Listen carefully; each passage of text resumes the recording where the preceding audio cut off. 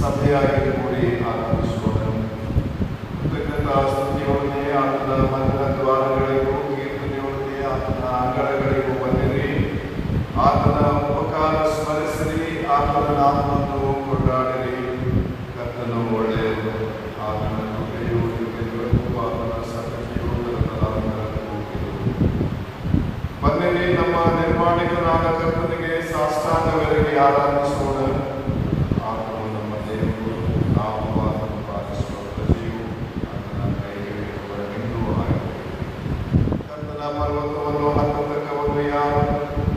ಆತನ ಪವಿತ್ರ ಸ್ಥಾನದಲ್ಲಿ ನಿಲ್ಲುವುದಕ್ಕೆ ಯತ್ನವನ್ನು ಯೋಗ್ಯರು. ಯಾವ ಅಯೋಗ್ಯ ಕಾರ್ಯಗಳಲ್ಲಿ ಮನಸ್ಸಿನಲ್ಲಿ ಮೋಸ ಪ್ರಮಾಣ ಮಾಡಿ ಶುದ್ಧವಸ್ತ್ರವು ನಿರ್ಮಲ ಮನಸ್ಸುಳ್ಳವನಾಗಿದ್ದಾನೋ ಅವನಿಗೆ. ಕರ್ತನಾದ ನಮ್ಮ ದೇವರು ಕರುಣಿಸುವವನು, ಕ್ಷಮಿಸುವವನು ಆಗಿದ್ದಾನೆ. ನಾವು ಆತನಿಗೆ ತಿರುಗಿ ಬಿದ್ದೆವಲ್ಲ. ಕರ್ತನಾದ ನಮ್ಮ ದೇವರ ಮಾತನ್ನು ಕೇಳಲಿಲ್ಲ, ನಮಗೆ ಗೊತ್ತು ಮಾಡಿದ ಕರ್ಮಮಾರ್ಗಗಳಲ್ಲಿ ನಡೆಯಲಿಲ್ಲ. ಇದ ಮನಸ್ಸೇ ದೇವರಿಗೆ ಇಚ್ಛೆಯಾಗಿದೆ. ದೇವರೇ ಪಶ್ಚಾತ್ತಾಪದಿಂದ ಜಂಜಿಕೊಂಡ ಮನಸ್ಸನ್ನು ಯೇಸು ಜನರು ಎದೆ ಕಷ್ಟಪಡುವವರೇ, ಹೊರಗೊಂಡವರೇ, ನೀವೆಲ್ಲರೂ ನನ್ನ ಬಳಿಗೆ ಬಂದಿರಿ, ನಾನು ನಿಮಗೆ ವಿಶ್ರಾಂತಿ ಕೊಡುವೆನು. ನಾನು ಎದ್ದು ನನ್ನ ತಂದೆಯವರಿಗೆ ಹೋಗಿ ಆತನಿಗೆ, ಅಪ್ಪ, ಪರಲೋಕಕ್ಕೆ ಗೌರವವಾಗಿ ನಿನ್ನ ಮುಂದೆ ವಿವಾಹ ಮಾಡುತ್ತೇನೆ. ಕರ್ತನೇ, ನನ್ನ ಶರಣನೇ, ನನ್ನ ವಿಮೋಚಕನೇ, ನನ್ನ ಮಾತುಗಳು, ನನ್ನ ಹೃದಯದ ಧ್ಯಾನಗಳು ನಿನಗೆ ಸಮರ್ಪಣವಾಗಿದೆ. ಪ್ರಾರ್ಥನೆ ಮಾಡೋಣ. ಸರ್ವಶಕ್ತನಾದ ದೇವರೇ, ನಮ್ಮ ಕರ್ತನಾದ ಯೇಸು ಕ್ರಿಸ್ತನ ಮುಖಾಂತರ ನಾವು ಸಲ್ಲಿಸಿದ ನಮ್ಮ ಆರಾಧನೆ ಮತ್ತು ಕೃತಜ್ಞತಾಸ್ತುತಿಯನ್ನು ಸಮರ್ಪಿಸಲು ನಿನ್ನ ಪಾದಸನ್ನಿಧಿಗೆ ಬಂದಿರುತ್ತೇವೆ. ನಾವು ನಮ್ಮ ಪಾಪಗಳನ್ನು ಯಥಾರ್ಥವಾಗಿ ಅರಿಕೆ ಮಾಡುವಂತೆ ನೀವು ನಮಗಾಗಿ ಮಾತನಾಡದೆ ಬೇರೆಯವರಿಗಾಗಿ ಪ್ರಾರ್ಥಿಸುವಂತೆ ಸಹಾಯ ಮಾಡುವಂತೆ ಪವಿತ್ರವಾಗಿ ಕೇಳಿ ನಿನ್ನ ಪ್ರೀತಿಯ ಮಹಾನಿಶ್ಚಯವನ್ನು ಹೆಚ್ಚೆಚ್ಚಾಗಿ ಗ್ರಹಿಸುವಂತೆ ನೀವು ನಮ್ಮ ಜೀವಮಾನದಲ್ಲೆಲ್ಲ ನಿನ್ನ ಕೃಪೆಯ ಫಲಗಳನ್ನು ಕೊಡುತ್ತಾ ಅವರನ್ನು ಗ್ರಹಿಸಬೇಕೆಂದು ನಮ್ಮ ಕರ್ತನಾದ ಯೇಸು ಕ್ರಿಸ್ತನ ಮುಖಾಂತರ ನಿನ್ನನ್ನು ಬೇಡಿಕೊಳ್ಳುತ್ತೇವೆ. ನಾವು ಮೌನವಾಗಿದ್ದು ಕರ್ತನ ಸನ್ನಿಧಾನದಲ್ಲಿ ತಿಳಿದು ತಿಳಿಯದೆಯೋ ಮಾಡಿರುವ ಎಲ್ಲ ನಮ್ಮ ಅಪರಾಧಗಳನ್ನು ನೆನಪು ಮಾಡಿಕೊಂಡು ಆತನ ಮುಂದೆ ಅರಿಕೆ ಮಾಡೋಣ. ಪ್ರೀತಿ ಸ್ವರೂಪನಾದ ದೇವರೇ, ನನ್ನನ್ನು ಕರುಣಿಸು. ಕರುಣಾನಿಧಿಯೇ, ನನ್ನ ಅನುಭವವನ್ನೆಲ್ಲ ಅಳಿಸಿಬಿಡು.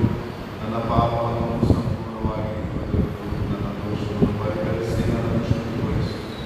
ನಾನು ರೋಗಿ ಎಂದು ನಾನು ಒಪ್ಪಿಕೊಂಡಿದ್ದೇನೆ. ನನ್ನ ಪಾಪವು ಯಾವಾಗಲೂ ನನ್ನನ್ನು ನಿನಗೆ, ಕೇವಲ ನಿನಗೆ ತಪ್ಪು ಮಾಡಿದ್ದೇನೆ. ನಿನ್ನ ದೃಷ್ಟಿಗೆ ಕೆಟ್ಟದಾಗಿರುವುದನ್ನು ಮಾಡಿದ್ದೇನೆ. ದೇವರೇ, ನನ್ನಲ್ಲಿ ಶುದ್ಧ ಹೃದಯವನ್ನು ನಿರ್ಮಿಸು. ನನಗೆ ಸ್ಥಿರಚಿತ್ತವನ್ನು ಅನುಗ್ರಹಿಸಿ ನನ್ನನ್ನು ಮುನ್ನಡೆಸು. ನಿನ್ನ ರಕ್ಷಣಾನಂದವನ್ನು ನಾವು ತಿರುಗಿ ಅನುಭವಿಸುವಂತೆ ಮಾಡಿ ನನ್ನಲ್ಲಿ ಸಿದ್ಧ ಮನಸ್ಸನ್ನು ರೂಪಿಸಿ ನನಗೆ ಆಧಾರ.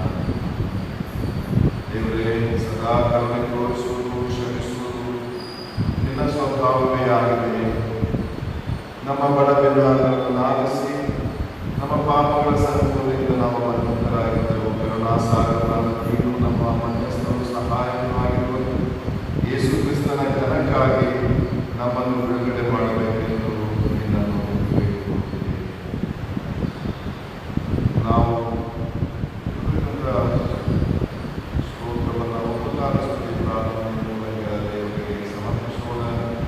120ನೇ ಸರ್ವಶಕ್ತನಾದ ದೇವರೇ, ಎಲ್ಲ ಮೇಲುಗಳಿಗೆ ಮೂಲಕರ್ತನೆ, ನೀವು ಎಲ್ಲ ಮನುಷ್ಯರಿಗೂ ಭಯವಿಲ್ಲದ ನಮಗೂ ಬಹು ಪ್ರೀತಿಯೊಳಗೆ ದಯಪಾಲಿಸುವ ವರಗಳಿಗಾಗಿ ಪೂರ್ಣ ಹೃದಯದಿಂದಲೂ ನಿನ್ನ ಭಾವದಿಂದಲೂ ನಿಮಗೆ ಸ್ತೋತ್ರವನ್ನು ಸಲ್ಲಿಸುತ್ತೇವೆ.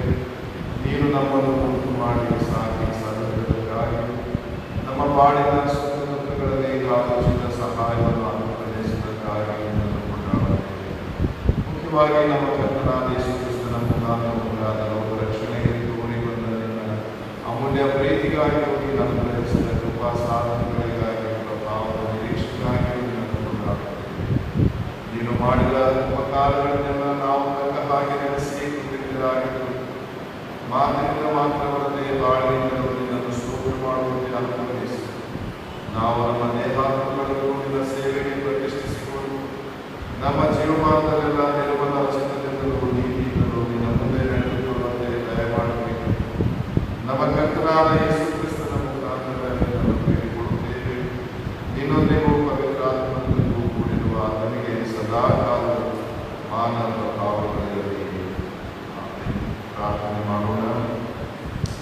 ಸರ್ವಶಕ್ತನಾದ ದೇವರೇ, ಸಕಲ ಜ್ಞಾನದ ನಿಧಿಯೇ, ನಿನ್ನ ಧರ್ಮಶಾಸ್ತ್ರವನ್ನು ನಾವು ಅನುಗ್ರಹಿಸಿ ನಿನ್ನ ಜ್ಞಾನದಲ್ಲಿ ನಾವು ಬೆಳೆಯುವಂತೆ ನಮಗೆ ಆತ್ಮಿಕ ಪಾಠಗಳನ್ನು ಕಲಿಸುವವರಾಗಿದ್ದೇ. ಅದಕ್ಕಾಗಿ ಸ್ತೋತ್ರ.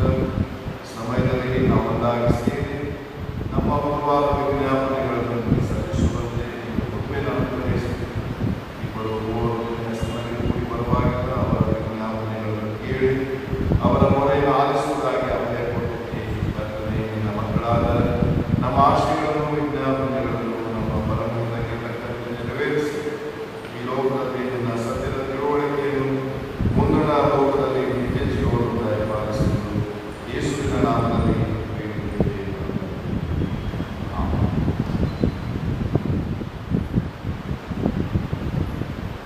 ಸಂಗೀತಗಳಲ್ಲಿ 150ನೇ ಸಂಗೀತ ಮೊದಲನೆಯ ಚರಣ ಮತ್ತು 3ನೇ ಚರಣ ಹಾಡಿಕೊಳ್ಳೋಣ.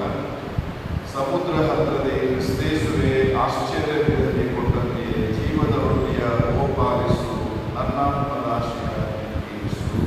3ನೇ ಚರಣ ಇದೆ. ದೇವಾತ್ಮ ಪ್ರೇರಿತ ಶಾಸ್ತ್ರದಲ್ಲಿ ಜೀವದ ನಾಯಕ ಆಡಿನಲ್ಲಿ ಅಲ್ಲೇನೂ ಕಾಣದ ಕುರುಡನು ನಿನ್ನನ್ನು ವೀಕ್ಷಿಸ ದೃಷ್ಟಿ ಕೊಡು. 150ನೇ ಸಂಗೀತ ಈ 1ನೇ ಚರಣ 3ನೇ ಚರಣ ಆದಮೇಲೆ ಹಳೆ ಒಡಂಬಡಿಕೆಯಿಂದ ವೇದ ಭಾಗಗಳನ್ನು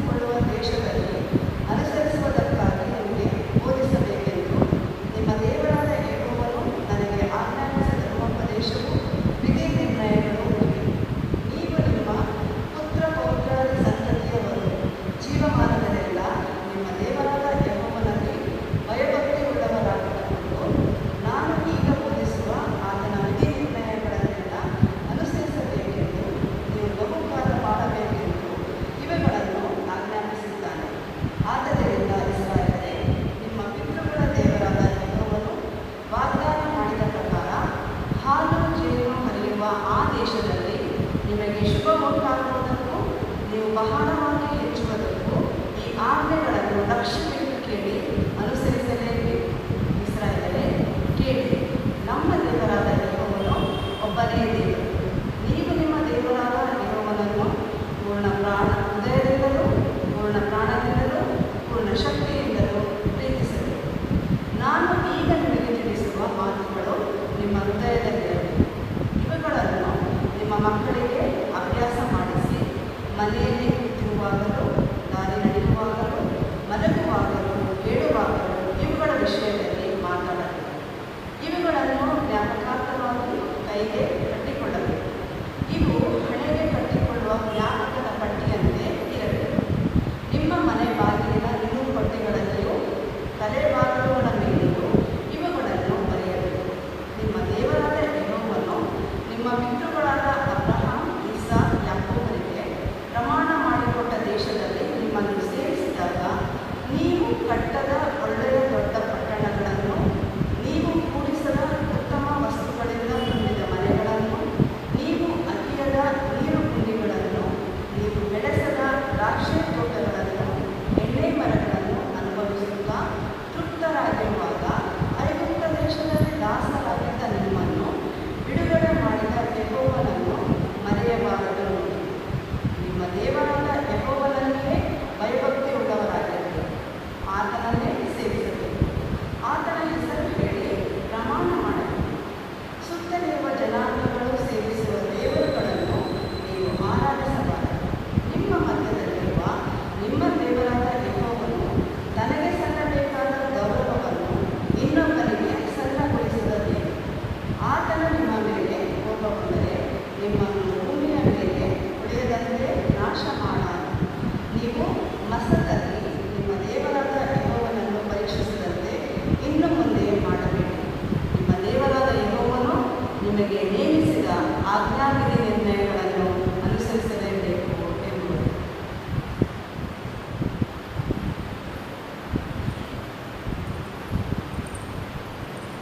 ದಾವೀದನ ಕೀರ್ತನೆಗಳಲ್ಲಿ 119ನೇ ಕೀರ್ತನೆ 89ನೇ ವಚನದಿಂದ 104ನೇ ವಚನದವರೆಗಿರುವ ಮಾತುಗಳನ್ನು ನಾವು ಉತ್ತರವಾಗಿ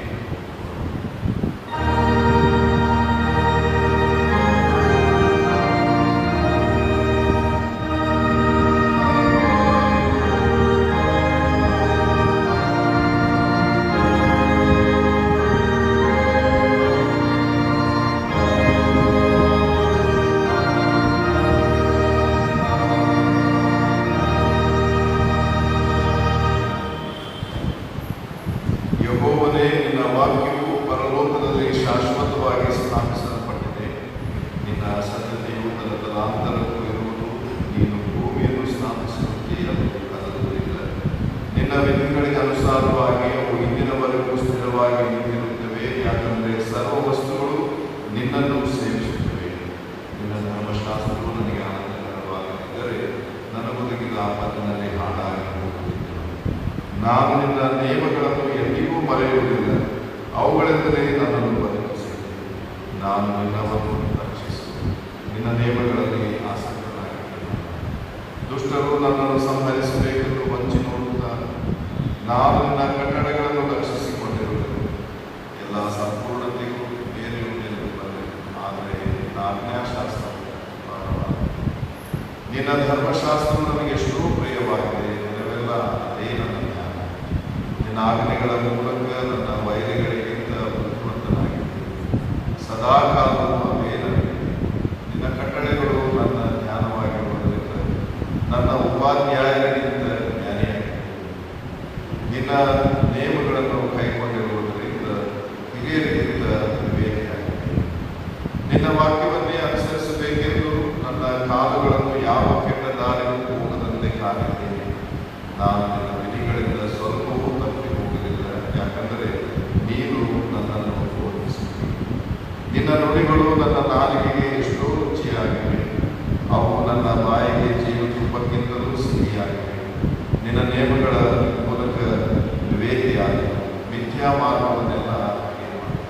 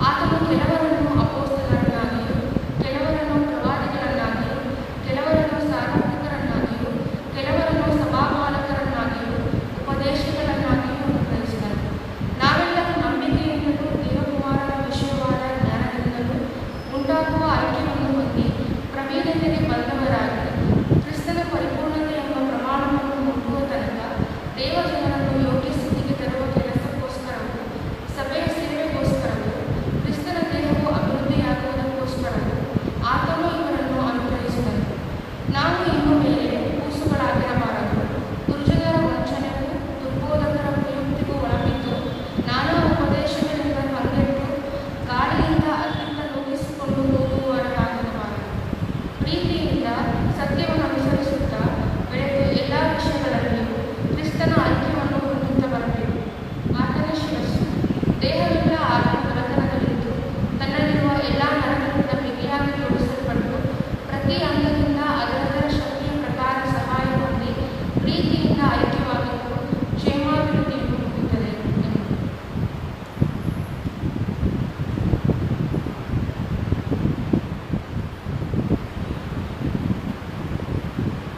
ಈಗ ಸುವಾರ್ಥ ಭಾಗದಿಂದ ಪಾರಾಯಣವನ್ನು ಆಲಿಸೋಣ.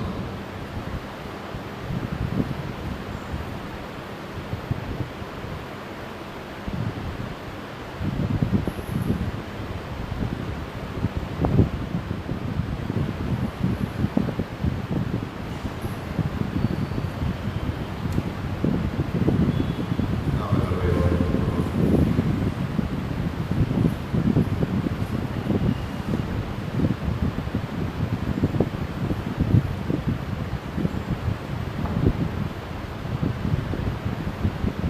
ಸುವಾರ್ಥ ವೇದಪಾರಣಕ್ಕಾಗಿ ಆರಿಸಿಕೊಂಡ ಸತ್ಯವೇದವಾಗೂ ಹೊಸ ಒಡಂಬಡಿಕೆಯಲ್ಲಿ ಮತ್ತಾಯನ ಬರೆದ ಸುವಾರ್ತೆ 7ನೇ ಅಧ್ಯಾಯ 24ರಿಂದ 29 ವಚನಗಳು. ಮತ್ತಾಯನ ಬರೆದ ಸುವಾರ್ತೆ 7ನೇ ಅಧ್ಯಾಯ 24ನೇ ವಚನದಿಂದ 29 ವಚನಗಳವರೆಗೆ ದೇವರ ವಾಕ್ಯವನ್ನು ಕೇಳೋಣ. ಆದ್ದರಿಂದ ಈ ನನ್ನ ಮಾತುಗಳನ್ನು ಕೇಳಿ ಅವುಗಳಂತೆ ನಡೆಯುವುದು ಬಂಡೆಯ ಮೇಲೆ ಮನೆಯನ್ನು ಕಟ್ಟಿಕೊಂಡ ಬುದ್ಧಿಯುಳ್ಳ ಮನುಷ್ಯನನ್ನು ಹೋಲುವುದು. ಕಟ್ಟಿದ ಮೇಲೆ ಮಳೆ ಸುರಿಯಿತು, ಹಳ್ಳಗಳು ಬಂದವು, 4 ಕಡೆಯಿಂದ ಗಾಳಿ ಬೀಸಿ ಆ ಮನೆಗೆ ಹೊಡೆಯಿತು. ಆದಾಗ್ಯೂ ಅದರ ಅಸ್ತಿವಾರವು ಬಂಡೆಯ ಮೇಲಿದ್ದರಿಂದ ಅದು ಬೀಳಲಿಲ್ಲ. ಆದರೆ ಈ ನನ್ನ ಮಾತುಗಳನ್ನು ಕೇಳಿಯೂ ಅವುಗಳಂತೆ ನಡೆಯದ ಪ್ರತಿಯೊಬ್ಬನು ಕುಸುಮಿನ ಮೇಲೆ ಮನೆಯನ್ನು ಕಟ್ಟಿಕೊಂಡ ಬುದ್ಧಿಹೀನ ಮನುಷ್ಯನನ್ನು ಹೋಲುವುದು. ಕಟ್ಟಿದ ಮೇಲೆ ಮಳೆ ಸುರಿಯಿತು, ಹಳ್ಳಗಳು ಬಂದವು, 4 ಕಡೆಯಿಂದ ಗಾಳಿ ಬೀಸಿ ಆ ಮನೆಗೆ ಹೊಡೆಯಿತು. ಆಗ ಅದು ದಡಮ್ಮನೆ ಕಡುಕೊಂಡು ಬಿತ್ತು. ಯೇಸು ಈ ಮಾತುಗಳನ್ನು ಹೇಳಿ ಮುಗಿಸಿದ ಮೇಲೆ ಆ ಜನರ ಗುಂಪುಗಳು ಆತನ ಉಪದೇಶಕ್ಕೆ ಅತ್ಯಾಶ್ಚರ್ಯಪಟ್ಟರು. ಯಾಕಂದರೆ ಆತನು ಅವರ ಶಾಸ್ತ್ರಿಗಳಂತೆ ಉಪದೇಶ ಮಾಡದೆ ಅಧಿಕಾರವಿದ್ದವನಂತೆ ಅವರಿಗೆ ಉಪದೇಶ ಮಾಡುತ್ತಿದ್ದನು ಎಂಬುದು.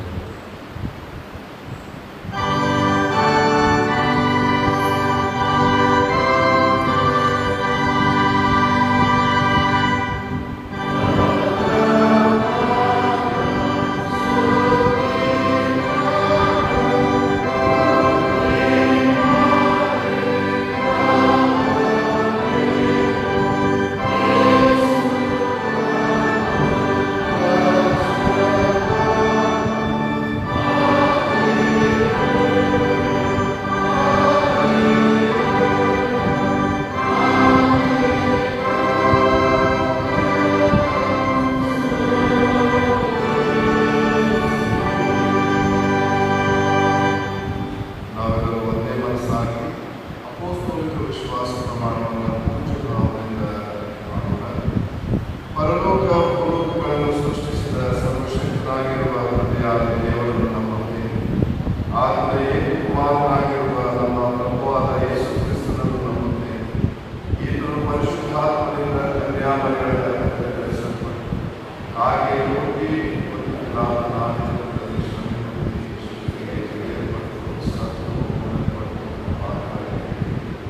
ಮೂರನೇ ದಿವಸದಲ್ಲಿ ಸತ್ತವಳಿಂದ ಎದ್ದು ಪರಲೋಕಕ್ಕೆ ಏದು ಹೋಗಿ ಸರ್ವಶಕ್ತನಾಗಿರುವ ತಂದೆಯಾದ ದೇವರ ಬಲಪಾರ್ಶ್ವದಲ್ಲಿ ಕುಳಿತುಕೊಂಡಿರುತ್ತಾನೆ. ಈತನು ಅಲ್ಲಿಂದ ಬಂದು ಬದುಕಿರುವವನು ಸತ್ತವರಿಗೂ ನ್ಯಾಯ ತೀರಿಸುವುದೆಂಬುದು ನಂಬುತ್ತೇನೆ. ನಾನು ಪರಿಶುದ್ಧಾತ್ಮ ನಂಬುತ್ತೇನೆ. ಪರಿಶುದ್ಧ ಕ್ರೈಸ್ತ ಸಭೆಯು ಕರ್ತರ ಅನ್ಯೋನ್ಯತೆಯು ಪಾಪದ ಪರಿಹಾರವು ದೇಹದ ಪುನರುತ್ಥಾನವು ನಿತ್ಯ ಜೀವವು ಉಂಟೆಂಬುದನ್ನು ನಂಬುತ್ತೇನೆ. ಸ್ವಲ್ಪ ಸಭೆಯ ಅಪರಾಧ ಪ್ರಾರ್ಥನೆಯಲ್ಲಿ ನಮ್ಮನ್ನು ತೊಡಗಿಸಿಕೊಂಡು ನಾವೆಲ್ಲರೂ ಪ್ರಾರ್ಥನೆ ಮಾಡೋಣ.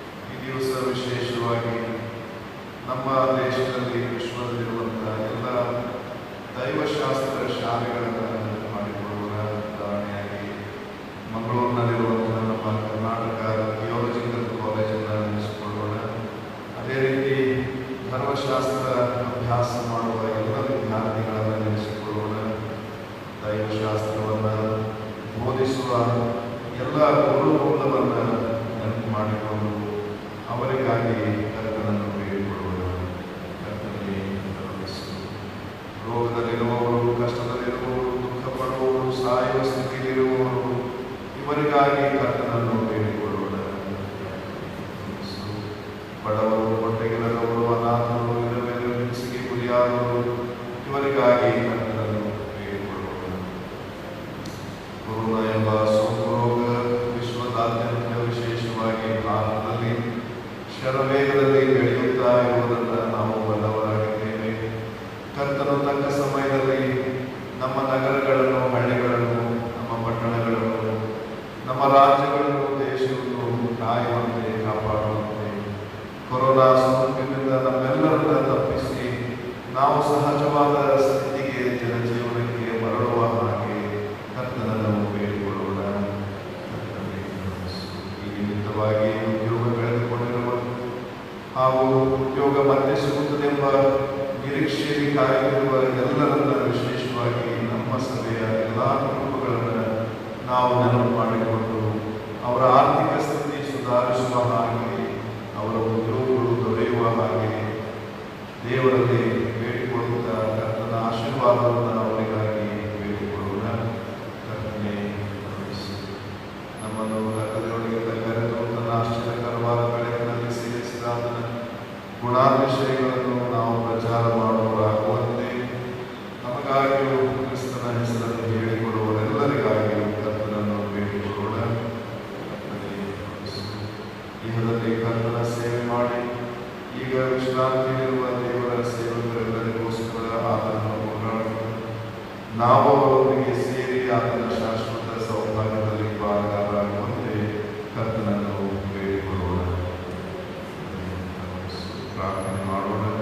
ಸರ್ವಶಕ್ತನಾದ ನಿತ್ಯ ದೇವರೇ, ಇಡೀ ಕ್ರೈಸ್ತ ಸಭೆಯು ನಿನ್ನ ಆತ್ಮದಿಂದ ನಡೆಸಿಕೊಂಡು ಪ್ರತಿಷ್ಠಿತವಾಗುವುದು.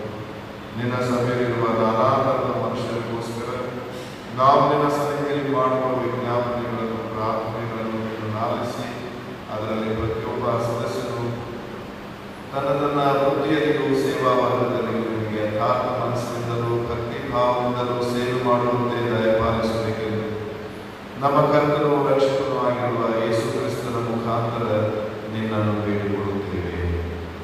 ಆಮೆನ್. ಈಗ ಕಾರ್ಯದರ್ಶಿಯವರಿಂದ ಸಭಾ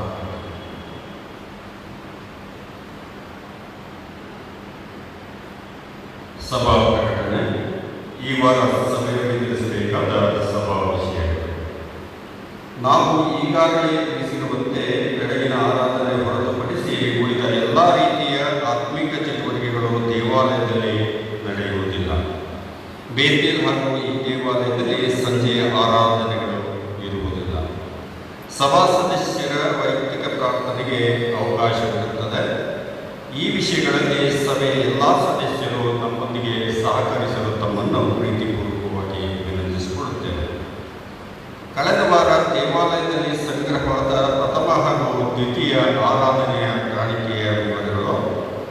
ಪ್ರಥಮ ಆರಾಧನೆಯ ಕಾಣಿಕೆ 6,490 ರೂಪಾಯಿಗಳು, ಕೃತಜ್ಞತಾ ಕಾಣಿಕೆ 2,200 ರೂಪಾಯಿಗಳು, ವಿವಾಹ ವಾರ್ಷಿಕೋತ್ಸವ ಕಾಣಿಕೆ 500 ರೂಪಾಯಿಗಳು, ಬಡವರ ನಿಧಿಗೆ ಬಂದ ಕಾಣಿಕೆ 500 ರೂಪಾಯಿಗಳು, ದೇವಾಲಯದ ನಿರ್ವಹಣೆಯೊಂದಿಗೆ ಬಂದ ಕಾಣಿಕೆ 2,900 ರೂಪಾಯಿಗಳು.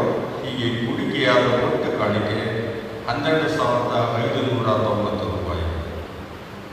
ದ್ವಿತೀಯ ಆರಾಧನೆಯ ಕಾಣಿಕೆಯ ವಿವರ.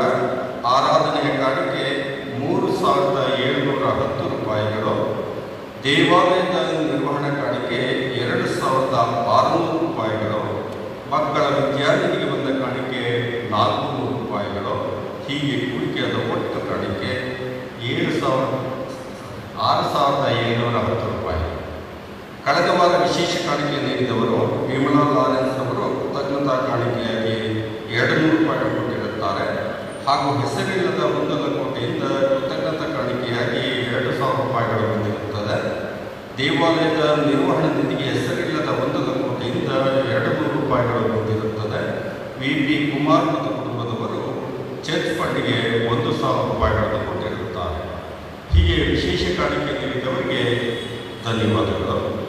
ದೇವರ ಕೃಪೆಯಿಂದ ಈ ವಾರ ತಮ್ಮ ಜನನ ದಿನವನ್ನು ಆಚರಿಸಿಕೊಳ್ಳಲಿರುವವರು 12/7/20 Satyapekshi Devaraj, Bhagya Sudha, Haniya S David.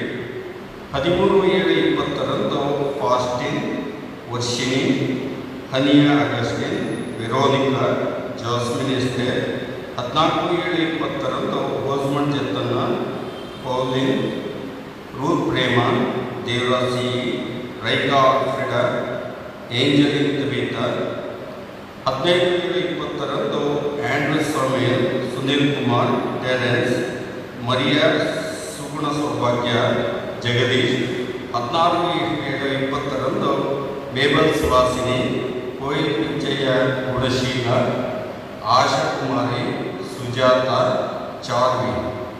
17/7/20 Krishna Nivas Oliver, Sudha C Bagera, R Shekharan, Jacob Wesley, Elizabeth Baila, Arpita, Varaprasad. 18/7/20 Keziah Kamalavathi, Sujana Satyaprema Kumari, Sudhir, Priya, Victor, Hemavathi, Mariyamma. ದೇವರ ಕೃಪೆಯಿಂದ ಈ ವಾರ ತಮ್ಮ ವಿವಾಹ ವಾರ್ಷಿಕೋತ್ಸವವನ್ನು ಆಚರಿಸಿಕೊಳ್ಳಲಿರುವವರು 13/7/20 ಟಿ ಪ್ರಕಾಶ್ ಮತ್ತು ಸುಲೋಚನಾ. 15/7/20 ಉದಯಕುಮಾರ್ ಮತ್ತು ಪ್ರವೀಣ.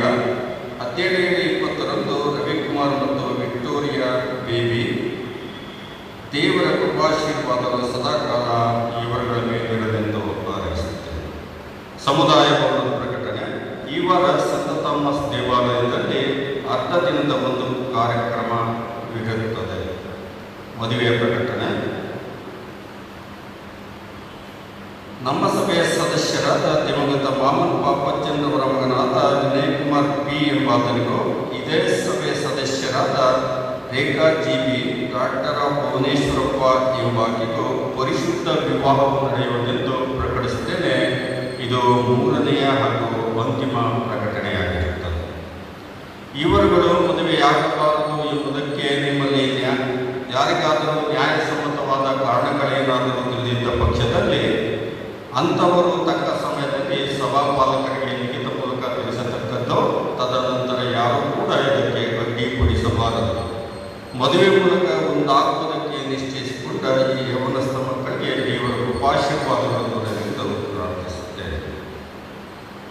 ಸಭೆಯವರ ಗಮನಕ್ಕೆ, ಈ ವರ್ಷ ಅಕ್ಟೋಬರ್ 1ನೇ ವಾರ ನಡೆಯಲಿರುವ ದೃಢೀಕರಣ ಆರಾಧನೆಯಲ್ಲಿ ದೃಢೀಕರಣ ಹೊಂದ ಬಯಸುವ ನಮ್ಮ ಸಭೆಯ ಯವನಸ್ಥ ಮಕ್ಕಳು ಈಗಲೂ ದೃಢೀಕರಣ ತರಗತಿಗೆ ಸೇರಲು ಅವಕಾಶವಿರುತ್ತದೆ.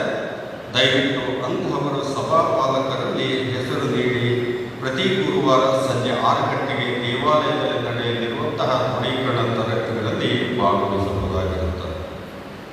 ವಿಷಾದದ ಸಂಗತಿ, ಈ ವಾರ ಅಂದರೆ 9/7/20 ಗುರುವಾರದಂದು ನಮ್ಮ ಸಭಾ ಪ್ರಾಂತದ ಹುಬ್ಬಳ್ಳಿಯ ಸೇಂಟ್ ಪೀಟರ್ಸ್ ದೇವಾಲಯದಲ್ಲಿ ಸಭಾಪಾಲಕರಾಗಿ ಸೇವೆ ಸಲ್ಲಿಸುತ್ತಿದ್ದ ಹಾಗೂ ಈ ಹಿಂದೆ ಟಿ.ಬಿ. ಡ್ಯಾಮ್ ಹೊಸಪೇಟೆ ತೆಲುಗು ದೇವಾಲಯದಲ್ಲಿ ಸೇವೆ ಸಲ್ಲಿಸುತ್ತಿದ್ದಂತಹ ರೆವರೆಂಡ್ ಶಟ್ರಾಕ್ ಬಾಬು ಅಯ್ಯನವರು ಕರ್ತನಲ್ಲಿ ನಿದ್ರೆ ಹೋಗಿರುತ್ತಾರೆ ಎಂದು ತಿಳಿಸಲು ವಿಷಾದಿಸುತ್ತೇನೆ.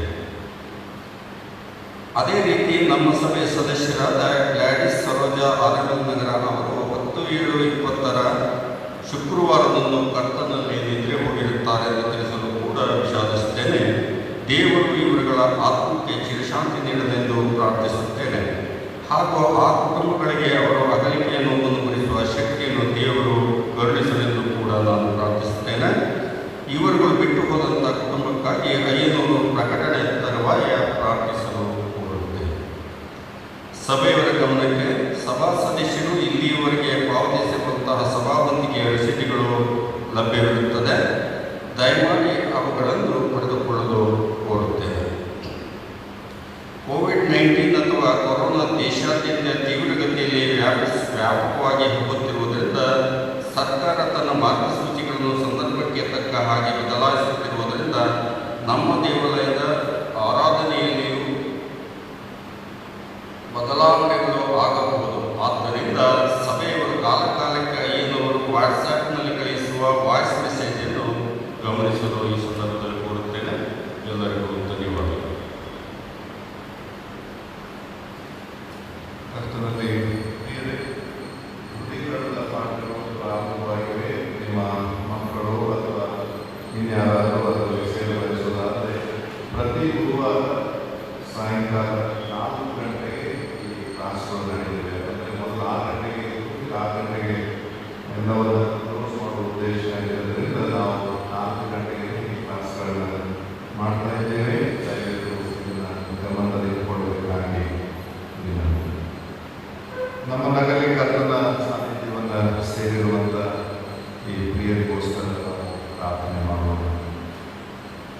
ಜೀವ ಮರಣಗಳ ಒಡೆಯನಾಗಿರುವ ಯೇಸು ಸ್ವಾಮಿಯಲ್ಲಿ ತಂದೆಯಾದ ದೇವರೇ, ನಾನೇ ಪುನರುತ್ಥಾನವೂ ಜೀವವೂ ಆಗಿದ್ದೇನೆಂದು ಹೇಳುವುದರ ಮೂಲಕ ಮರಣವನ್ನು ನಿನ್ನ ಅಧೀನದಲ್ಲಿಯೂ ಜೀವವನ್ನು ನಮಗೆ ವಾಗ್ದಾನವಾಗಿಯೂ ಕೊಟ್ಟಿರುವಂತಾಗಿದ್ದೇನೆ.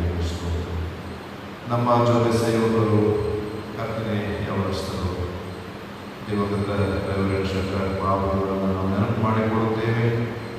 ಕರ್ತನೆ ಅಕಾಲಿಕ ಅವರ ಮರಣದಿಂದಾಗಿ ಅವರ ಕುಟುಂಬದಲ್ಲಿ ಅವರು ಸೇವೆ ಮಾಡಿದ ಸಭೆಗಳಲ್ಲಿ ದುಃಖ ಮಾಡಲ್ಪಟ್ಟಿದೆ.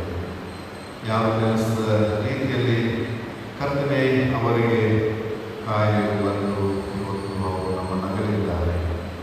ಇಹಲೋಕದ ಎಲ್ಲ ಸಂಬಂಧಗಳು ಮುರಿದು ಹೋಗಿವೆ.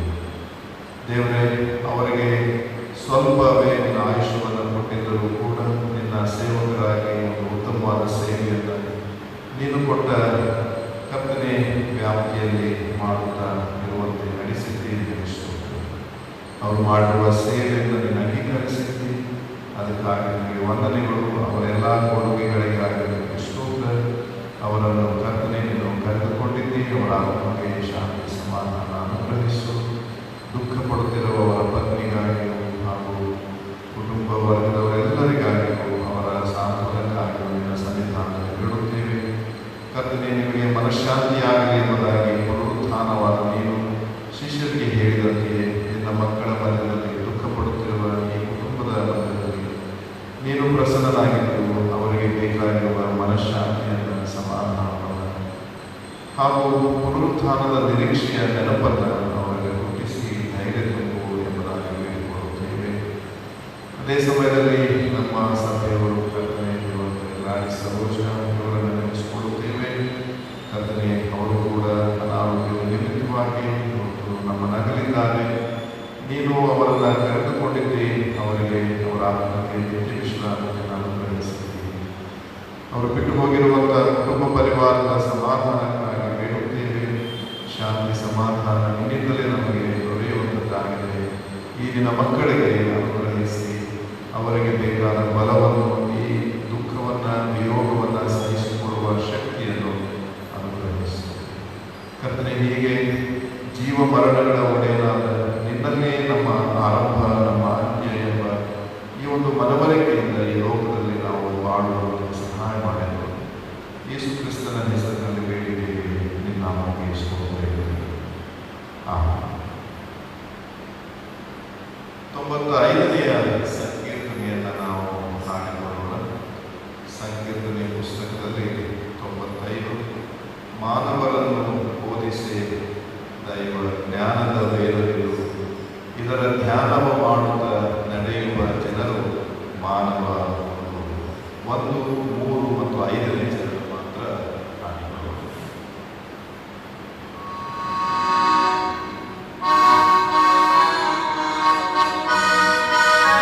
ಿ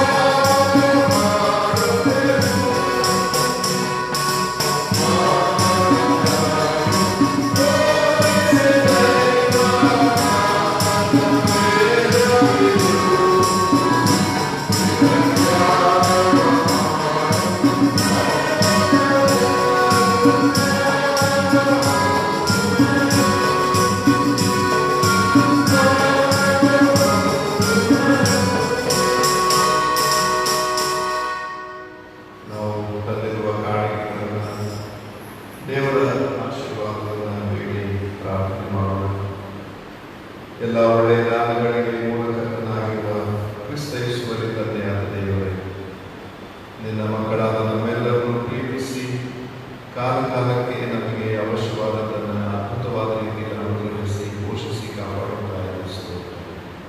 ವಿಶೇಷವಾಗಿ ಕರ್ತನೆ, ಈ ಒಂದು ಸೋಂಕು ರೋಗದ ಭಯದ ನಿಮಿತ್ತವಾಗಿ ನಮ್ಮ ಜನಜೀವನ ಅಸ್ತವ್ಯಸ್ತಗಳನ್ನು, ಉದ್ಯೋಗಗಳು ನಿಂತು ಹೋಗಿ ಆದಾಯವಿಲ್ಲದೆ ಕರ್ತನೆ ಇವತ್ತು ಬಹಳ ಸಂಕಷ್ಟಮಯವಾದ ಸ್ಥಿತಿಯಲ್ಲಿ ನಮ್ಮ ಸಭೆಗಳು, ನಮ್ಮ ಕುಟುಂಬದವರು, ನಮ್ಮ ಎಲ್ಲ ಭಾರತೀಯರು ಕರ್ತನೆ ಕಷ್ಟದಲ್ಲಿದ್ದಾರೆ. ಇಂಥ ಕಷ್ಟಗಳ ಸಂಕಷ್ಟದ ದಿನಗಳ ಮಧ್ಯದಲ್ಲಿ ಕರ್ತನೆ ನಿನ್ನ ಆಶೀರ್ವಾದವನ್ನು ಸ್ಮರಿಸಿಕೊಂಡು ನಾವೆಲ್ಲರೂ ಬರುವಾಗ ಕಾಣಿಕೆಗಳಿಗೆ ಬಂದಿದ್ದೇವೆ. ಈ ಕಾಣಿಕೆಗಳನ್ನು ಸ್ವೀಕರಿಸು. ನಮ್ಮ ಈ ಸಂಕಷ್ಟದ ದಿನಗಳಿಂದ ನಮ್ಮನ್ನು ಪಾರು ಮಾಡಲು ಸಲ್ಲಿಸುವ ಈ ಕಾಣಿಕೆ ನಿನ್ನ ಸೇವೆಗೆ ಮೀಸಲಾಗಿರಲಿ. ಕೊಡುವ ಎಲ್ಲ ಕೈಗಳನ್ನು ಆಶೀರ್ವದಿಸಿ ಬಲಪಡಿಸು. ಅವರ ಇಷ್ಟಾರ್ಥಗಳನ್ನು ನೆರವೇರಿಸು. ಅವರ ಕೊರತೆಗಳನ್ನು ನೀಗಿಸು. ಕೃಪೆ ಅವರ ಮೇಲಿರಲಿ. ಕಾಣಿಕೆಗಳೊಂದಿಗೆ ನಮ್ಮನ್ನೇ ನಿಮಗೆ ಸಮರ್ಪಿಸಿಕೊಡುತ್ತೇವೆ. ವಿವೇಕಪೂರ್ವಕವಾದ ಈ ನಮ್ಮ ಆರಾಧನೆಯನ್ನು ಅಂಗೀಕರಿಸು. ಮುಖ್ಯವಾಗಿ ಕಳೆದ ವಾರಗಳಲ್ಲಿ ನಮ್ಮ ಜನ್ಮದಿನವನ್ನು, ವಿವಾಹದ ವಾರ್ಷಿಕ ದಿನವನ್ನು ಆಚರಿಸಿಕೊಳ್ಳುವ ನನ್ನ ಮಕ್ಕಳನ್ನು ಆಶೀರ್ವದಿಸು. ಅವರಿಗೆ ಕೊಟ್ಟಂಥ ಈ ಹೊಸ ವರ್ಷ ಹೊಸ ಉಲ್ಲಾಸ, ಹೊಸ ಸಂತೋಷ, ಹೊಸ ನಿರೀಕ್ಷೆಯನ್ನು ಕೊಡಲಿ. ಆರೋಗ್ಯ, ನೆಮ್ಮದಿ, ಸಮೃದ್ಧಿಯಾಗಿ ಅವರಿಗೆ ದೊರೆಯಲಿ. ನಮ್ಮೆಲ್ಲರ ಮೇಲೆ ನಿನ್ನ ಕೃಪೆ ಈಗಲೂ ಯಾವಾಗಲೂ ಯೇಸುವಿನ ಹೆಸರಿನಲ್ಲಿ ಪ್ರಾರ್ಥಿಸಿದ್ದೇವೆ ನಮ್ಮ ತಂದೆ. ಆಮೆನ್.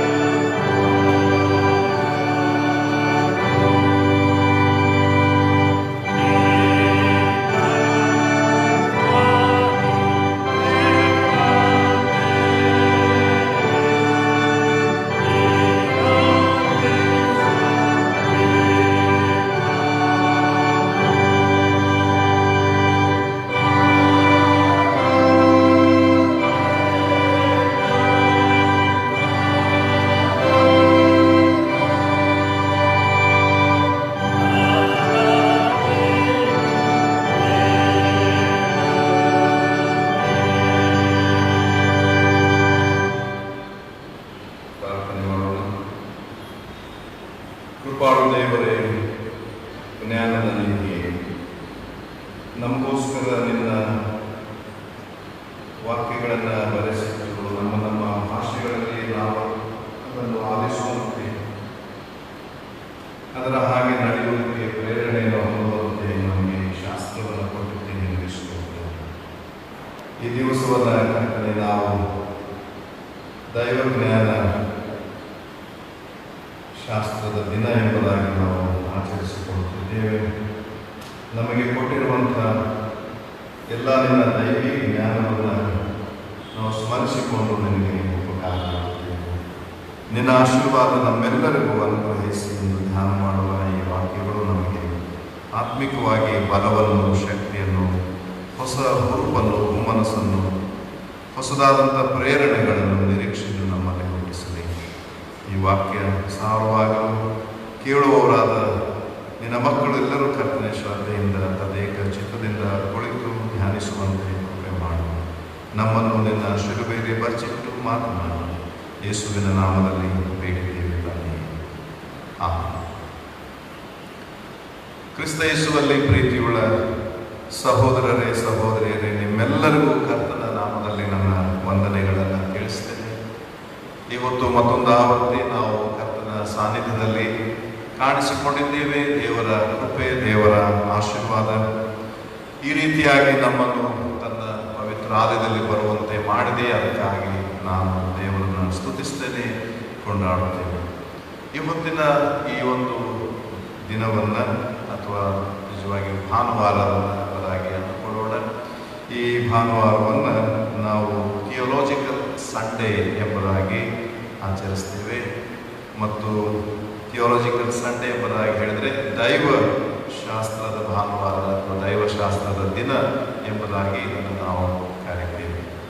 ಇವತ್ತು ನಾವು ಅಯ್ಯನವರಿಗೋಸ್ಕರವೇ ಇರುವಂಥ ಕಾಲೇಜ್ಗಳನ್ನು, ಅಲ್ಲಿರುವಂಥ ಪ್ರಾಂಶುಪಾಲರನ್ನು ಹಾಗೂ ಅಲ್ಲಿರುವಂಥ ಗುರು ವೃಂದವನ್ನು ನೆನಪು ಮಾಡಿಕೊಳ್ಳುತ್ತೇವೆ.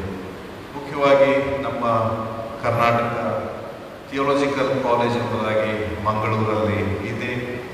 ಆ ಕಾಲೇಜಿಗೆ ಈಗ ಹೊಸ ಪ್ರಾಂಶುಪಾಲರಾಗಿ ರೆವರೆಂಡ್ ಡಾಕ್ಟರ್ H.M. ವಾಟ್ಸನ್ ಅವರು ಆಯ್ಕೆಯಾಗಿ ನೇಮಕಗೊಂಡಿರುತ್ತಾರೆ. ಅವರ ಕಾರ್ಯಾವಧಿ ಪ್ರಾರಂಭವಾಗಿದೆ. ನಾವು ನಮ್ಮ ಸಭೆಯ ಪರವಾಗಿ ಅವರಿಗೆ ಅಭಿನಂದನೆಗಳನ್ನು ತಿಳಿಸುವರಾಗಿದ್ದೇವೆ ಮತ್ತು ಅಲ್ಲಿರುವಂಥ ಎಲ್ಲ ಪ್ರಾಧ್ಯಾಪಕ ವೃಂದವನ್ನು ನಾವು ಅಭಿನಂದಿಸ್ತೇವೆ. ಅವರಿಗೆ ದೇವರ ಆಶೀರ್ವಾದ ಯಾವಾಗಲೂ ಇರಲಿ. ಅಲ್ಲಿರುವಂಥ ಎಲ್ಲ ವಿದ್ಯಾರ್ಥಿಗಳಿಗೂ ದೇವರ ಆಶೀರ್ವಾದ ದೊರೆಯಲಿ. ಅಲ್ಲಿ ನಮ್ಮ ಸಭೆಯ ಒಬ್ಬ ವಿದ್ಯಾರ್ಥಿಯು ಕೂಡ ಅಲ್ಲಿ ದೈವಶಾಸ್ತ್ರ ವ್ಯಾಸಂಗ ಮಾಡುತ್ತಿದ್ದಾರೆ. ಜೇಸು ಸುಧೀರ್ ಎಂಬುದಾಗಿ ಅವರು ಯವನಸ್ಥರಲ್ಲಿ ಇದ್ದಾರೆ. ಅವರನ್ನು ನಾವು ಪ್ರಾರ್ಥನೆಗಳಲ್ಲಿ ನೆನೆಸಿಕೊಳ್ಳೋಣ. ಮಾತ್ರವಲ್ಲದೆ ಬೆಂಗಳೂರಲ್ಲಿ ಬೇರೆ ಬೇರೆ ಭಾಗಗಳಲ್ಲಿ ನಮ್ಮ ದೇಶದಲ್ಲಿ ನೂರಾರು ಇಂಥ ಕಾಲೇಜುಗಳು ಇವೆ. ಅಲ್ಲೆಲ್ಲ ಅನೇಕ ಜನರು ವಿದ್ಯಾರ್ಥಿಗಳು ದೇವರ ಕರೆಯನ್ನು ಸ್ವೀಕರಿಸಿ ಈ ಅಯ್ಯನವರ ಟ್ರೈನಿಂಗನ್ನು ಅಲ್ಲಿ ಪಡಿತಾರೆ. ಬಹಳ ಒಂದು 4 ವರ್ಷ ಅಥವಾ 6 ವರ್ಷಗಳ ಈ ಕೋರ್ಸನ್ನು ಮಾಡುವಲ್ಲಿ ಬಹಳಷ್ಟು ಶ್ರಮೆ ಇದೆ. ಬಹಳಷ್ಟು ಕಠಿಣವಾದಂಥ ಒಂದು ಅಧ್ಯಯನ ಅಲ್ಲಿ ಮಾಡಬೇಕಾಗ್ತದೆ. ಪ್ರಿಯರೇ, ಇಂಥ ಒಂದು ದಿನವನ್ನು ನೆನಪು ಮಾಡಿಕೊಂಡು ಇವತ್ತು ನಾವು ದೇವರ ವಾಕ್ಯದಲ್ಲಿ ಶ್ರೀ ಮತ್ತಾಯನ ಸುವಾರ್ತೆಯ 7ನೇ ಅಧ್ಯಾಯದ 24ರಿಂದ 27 ವಚನಗಳಲ್ಲಿ ಬರೆದಿರುವಂಥ ಒಂದು ಸಣ್ಣ ಸಾಮ್ಯವನ್ನು ನಿಮ್ಮ ಮುಂದೆ ಧ್ಯಾನಕ್ಕಾಗಿ ಆಯ್ಕೆ ಮಾಡಿದ್ದೇವೆ. ಈ ವಾಕ್ಯಗಳಲ್ಲಿ ನಮಗೆ ಗೊತ್ತಿರುವಂಥ ಒಂದು ಕತೆ ಯೇಸು ಸ್ವಾಮಿ ಹೇಳಿದ್ದಾರೆ. ಅದನ್ನು ನಾವು ಸಂಡೇ ಸ್ಕೂಲ್ನಲ್ಲಿ ಕೂಡ ಆ ಜಾಣ ಬಂಡೆ ಮೇಲೆ ಮನೆ ಕಟ್ಟಿಲ್ಲ, ಆ ಜಾಣ ಬಂಡೆ ಗೊತ್ತಿರಬೇಕು, ಆ ಇಂಗ್ಲೀಷ್ನಲ್ಲಿ ಕೂಡ ಇರ್ತದೆ. ಆ ಹಾಡನ್ನು ಹಾಡುವಾಗಲೇ ಆ ಕತೆ ನಮಗೆ ನೆನಪಿಗೆ ಬರ್ತದೆ. ಬಹಳ ಸುಂದರವಾದಂಥ ಒಂದು ಕಥೆಯನ್ನು ಬಹಳ ಚಿಕ್ಕದಾದ ಕಥೆಯಲ್ಲಿ ಬಹಳ ವಿಶೇಷವಾದ ಮರ್ಮಗಳನ್ನು ಯೇಸು ಸ್ವಾಮಿ ಬೋಧಿಸಿದ್ದಾರೆ. ಒಬ್ಬ ಬುದ್ಧಿಯುಳ್ಳ ಮನುಷ್ಯನು, ಇನ್ನೊಬ್ಬನು ಬುದ್ಧಿಹೀನನಾದ ಮನುಷ್ಯನು. ಒಬ್ಬನು ಬಂಡೆ ಮೇಲೆ ಮನೆ ಕಟ್ಟಿದ, ಇನ್ನೊಬ್ಬನು ಉಸುಬಿನ ಮೇಲೆ ಮನೆ ಕಟ್ಟಿದ. ಗಾಳಿ, ಮಳೆ, ಬಿರುಗಾಳಿಗೆ ಬಂಡೆ ಮೇಲೆ ಕಟ್ಟಿದ ಮನೆ ಶಾಶ್ವತವಾಗಿ ನಿಂತುಕೊಂಡಿತ್ತು, ಅಲುಗಾಡಲಿಲ್ಲ. ಆದರೆ ಉಸುಬಿನ ಮೇಲೆ ಕಟ್ಟಿದ ಮನೆ ಅದು ದಡಮನೆ ಕಳಕೊಂಡು ಬಿತ್ತು ಎಂಬುದಾಗಿ ಈ ವಾಕ್ಯ ಬೋಧಿಸ್ತದೆ. ಇವತ್ತು ನಾನು ಬಂಡೆ ಮೇಲೆ ಮನೆ ಅಂದ್ರೇನು, ಬುದ್ಧಿಯುಳ್ಳ ಮನುಷ್ಯನಂದ್ರೇನು, ಅಥವಾ ಉಸುಬಿನ ಮೇಲೆ ಮನೆ ಅಂದ್ರೇನು, ಅಥವಾ ಬುದ್ಧಿಹೀನನಾದ ಮನುಷ್ಯನು ಅಂದ್ರೇನು, ಇವುಗಳ ಪ್ರಸ್ತಾವ ನಾನು ಮಾಡುವುದಿಲ್ಲ. ಈ ವಾಕ್ಯವನ್ನು ಅಥವಾ ಈ ಕಥೆಯನ್ನು ಹೇಳುವುದಕ್ಕಿಂತ ಮುಂಚೆ ಯೇಸು ಸ್ವಾಮಿ ಕಥೆಯನ್ನು ಹೇಳುವ ಉದ್ದೇಶವನ್ನು ಹೇಳಿದ್ದಾರೆ. ಈ ಉದ್ದೇಶವನ್ನು 24ನೇ ವಚನದಲ್ಲಿ ಬರ್ತದೆ. ಅದನ್ನೇ ನಾವು ಧ್ಯಾನ ಮಾಡೋಣ.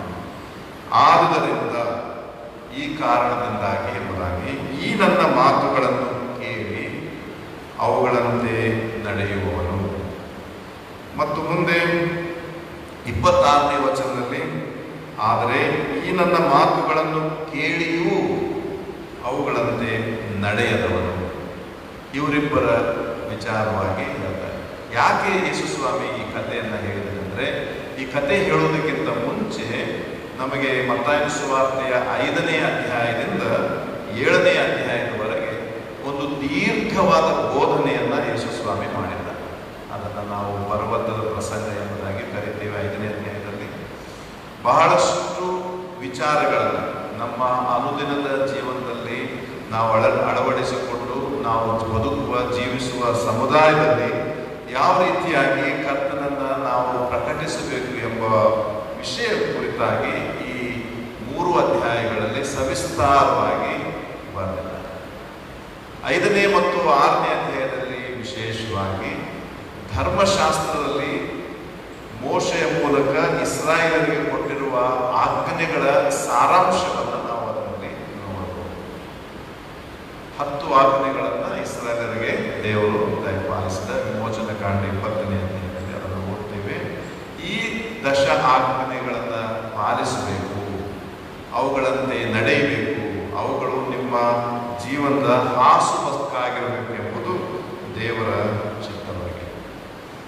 ಈ 5, 6, 7ನೇ ಅಧ್ಯಾಯದಲ್ಲಿ ಅನೇಕ ವಿಷಯಗಳು ಅದರಲ್ಲಿ ಬರೆಯಲ್ಪಟ್ಟಿವೆ. 5ನೇ ಅಧ್ಯಾಯದಿಂದ ಆತನು ಆತ್ಮದಲ್ಲಿ ಬಡವರಾಗಿರುವುದು ಧನ್ಯರು ಎಂಬುದಾಗಿ ಹೇಳುತ್ತಾ ಬಿಯಾಟಿಟ್ಯೂಡ್ಸ್ ಎಂಬುದಾಗಿ ಕರೀತಾರೆ.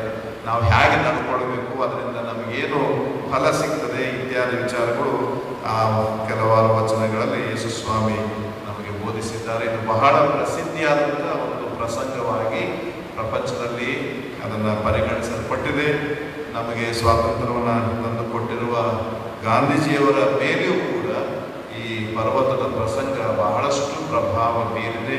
ಪರೋಕ್ಷವಾಗಿ ಅವರು ಅಹಿಂಸಾ ಚಳುವಳಿಯನ್ನು ಪ್ರಾರಂಭಿಸುವುದಕ್ಕೆ ದೇವರ ವಾಕ್ಯ, ವಿಶೇಷವಾಗಿ ಯೇಸು ಸ್ವಾಮಿ ಬೋಧಿಸಿದಂಥ ಈ ತತ್ವಗಳು ಅವರಿಗೆ ಸ್ಫೂರ್ತಿಯನ್ನು ಕೊಟ್ಟು ದೇಶದ ಸ್ವಾತಂತ್ರ್ಯಕ್ಕಾಗಿ ಆಯುಧಗಳಿಲ್ಲದೆ, ಹಿಂಸೆ ರಕ್ತಪಾತವಿಲ್ಲದೆ ಸ್ವಾತಂತ್ರ್ಯವನ್ನು ತಂದುಕೊಡಬೇಕೆಂಬ ಅವರ ಈ ಅಭಿಪ್ರಾಯ, ಈ ಒಂದು ಪರಿಕಲ್ಪನೆ ದೇವರ ವಾಕ್ಯದ ಮೂಲಕ, ಯೇಸುವಿನ ಈ ಬೋಧನೆಯ ಮೂಲಕ ಸಿಕ್ಕಿತ್ತು ಎಂಬುದಾಗಿ ಹೇಳುವಲ್ಲಿ ನಮಗೆ ಹೆಮ್ಮೆ ಅನಿಸ್ತದೆ. ಇದರಲ್ಲಿ ದುಃಖ ಪಡುವವರು ಧನ್ಯರು, ಶಾಂತರು ಧನ್ಯರು, ನೀತಿಗೆ ಹಸಿರು ಬಾಯಾಟವರು ಧನ್ಯರು, ಕರುಣೆಯುಳ್ಳವರು ಧನ್ಯರು, ನಿರ್ಮಲ ಚಿತ್ತರು ಧನ್ಯರು, ಸಮಾಧಾನ ಪಡಿಸುವವರು ಧನ್ಯರು ಎಂಬುದಾಗಿ ಹೇಳುತ್ತಾ ಬಹಳ ಸುಂದರವಾಗಿ ಅವರಿಗೆ ದೇವರು ಏನೆಲ್ಲ ಆಶೀರ್ವಾದಗಳನ್ನು ಮಾಡುತ್ತಾನೆ, ಅವರೇನೆಲ್ಲ ವಾಗ್ದಾನವಾಗಿ ಹೊಂದುತ್ತಾರೆ ಎಂಬುದಾಗಿ ಬರೆದ 13ನೇ ವಚನದಿಂದ ನೋಡಿದರೆ ಅಲ್ಲಿ ತನ್ನ ಶಿಷ್ಯರಿಗೆ ಎಂಬುದಾಗಿ ಪ್ರತ್ಯೇಕವಾಗಿ, ಅಲ್ಲಿ ದೊಡ್ಡ ಜನಸಮೂಹ ಬೆಟ್ಟದಲ್ಲಿ ಕೂತಿದೆ, ಆದರೆ ಅವರೆಲ್ಲರಿಗೂ ಯೇಸು ಸ್ವಾಮಿಯ ಬಗ್ಗೆ, ಆತನ ದೈವತ್ವದ ಬಗ್ಗೆ ಅಂಥ ಒಂದು ಮಾಹಿತಿಗಳು ಇರಲಿಲ್ಲ.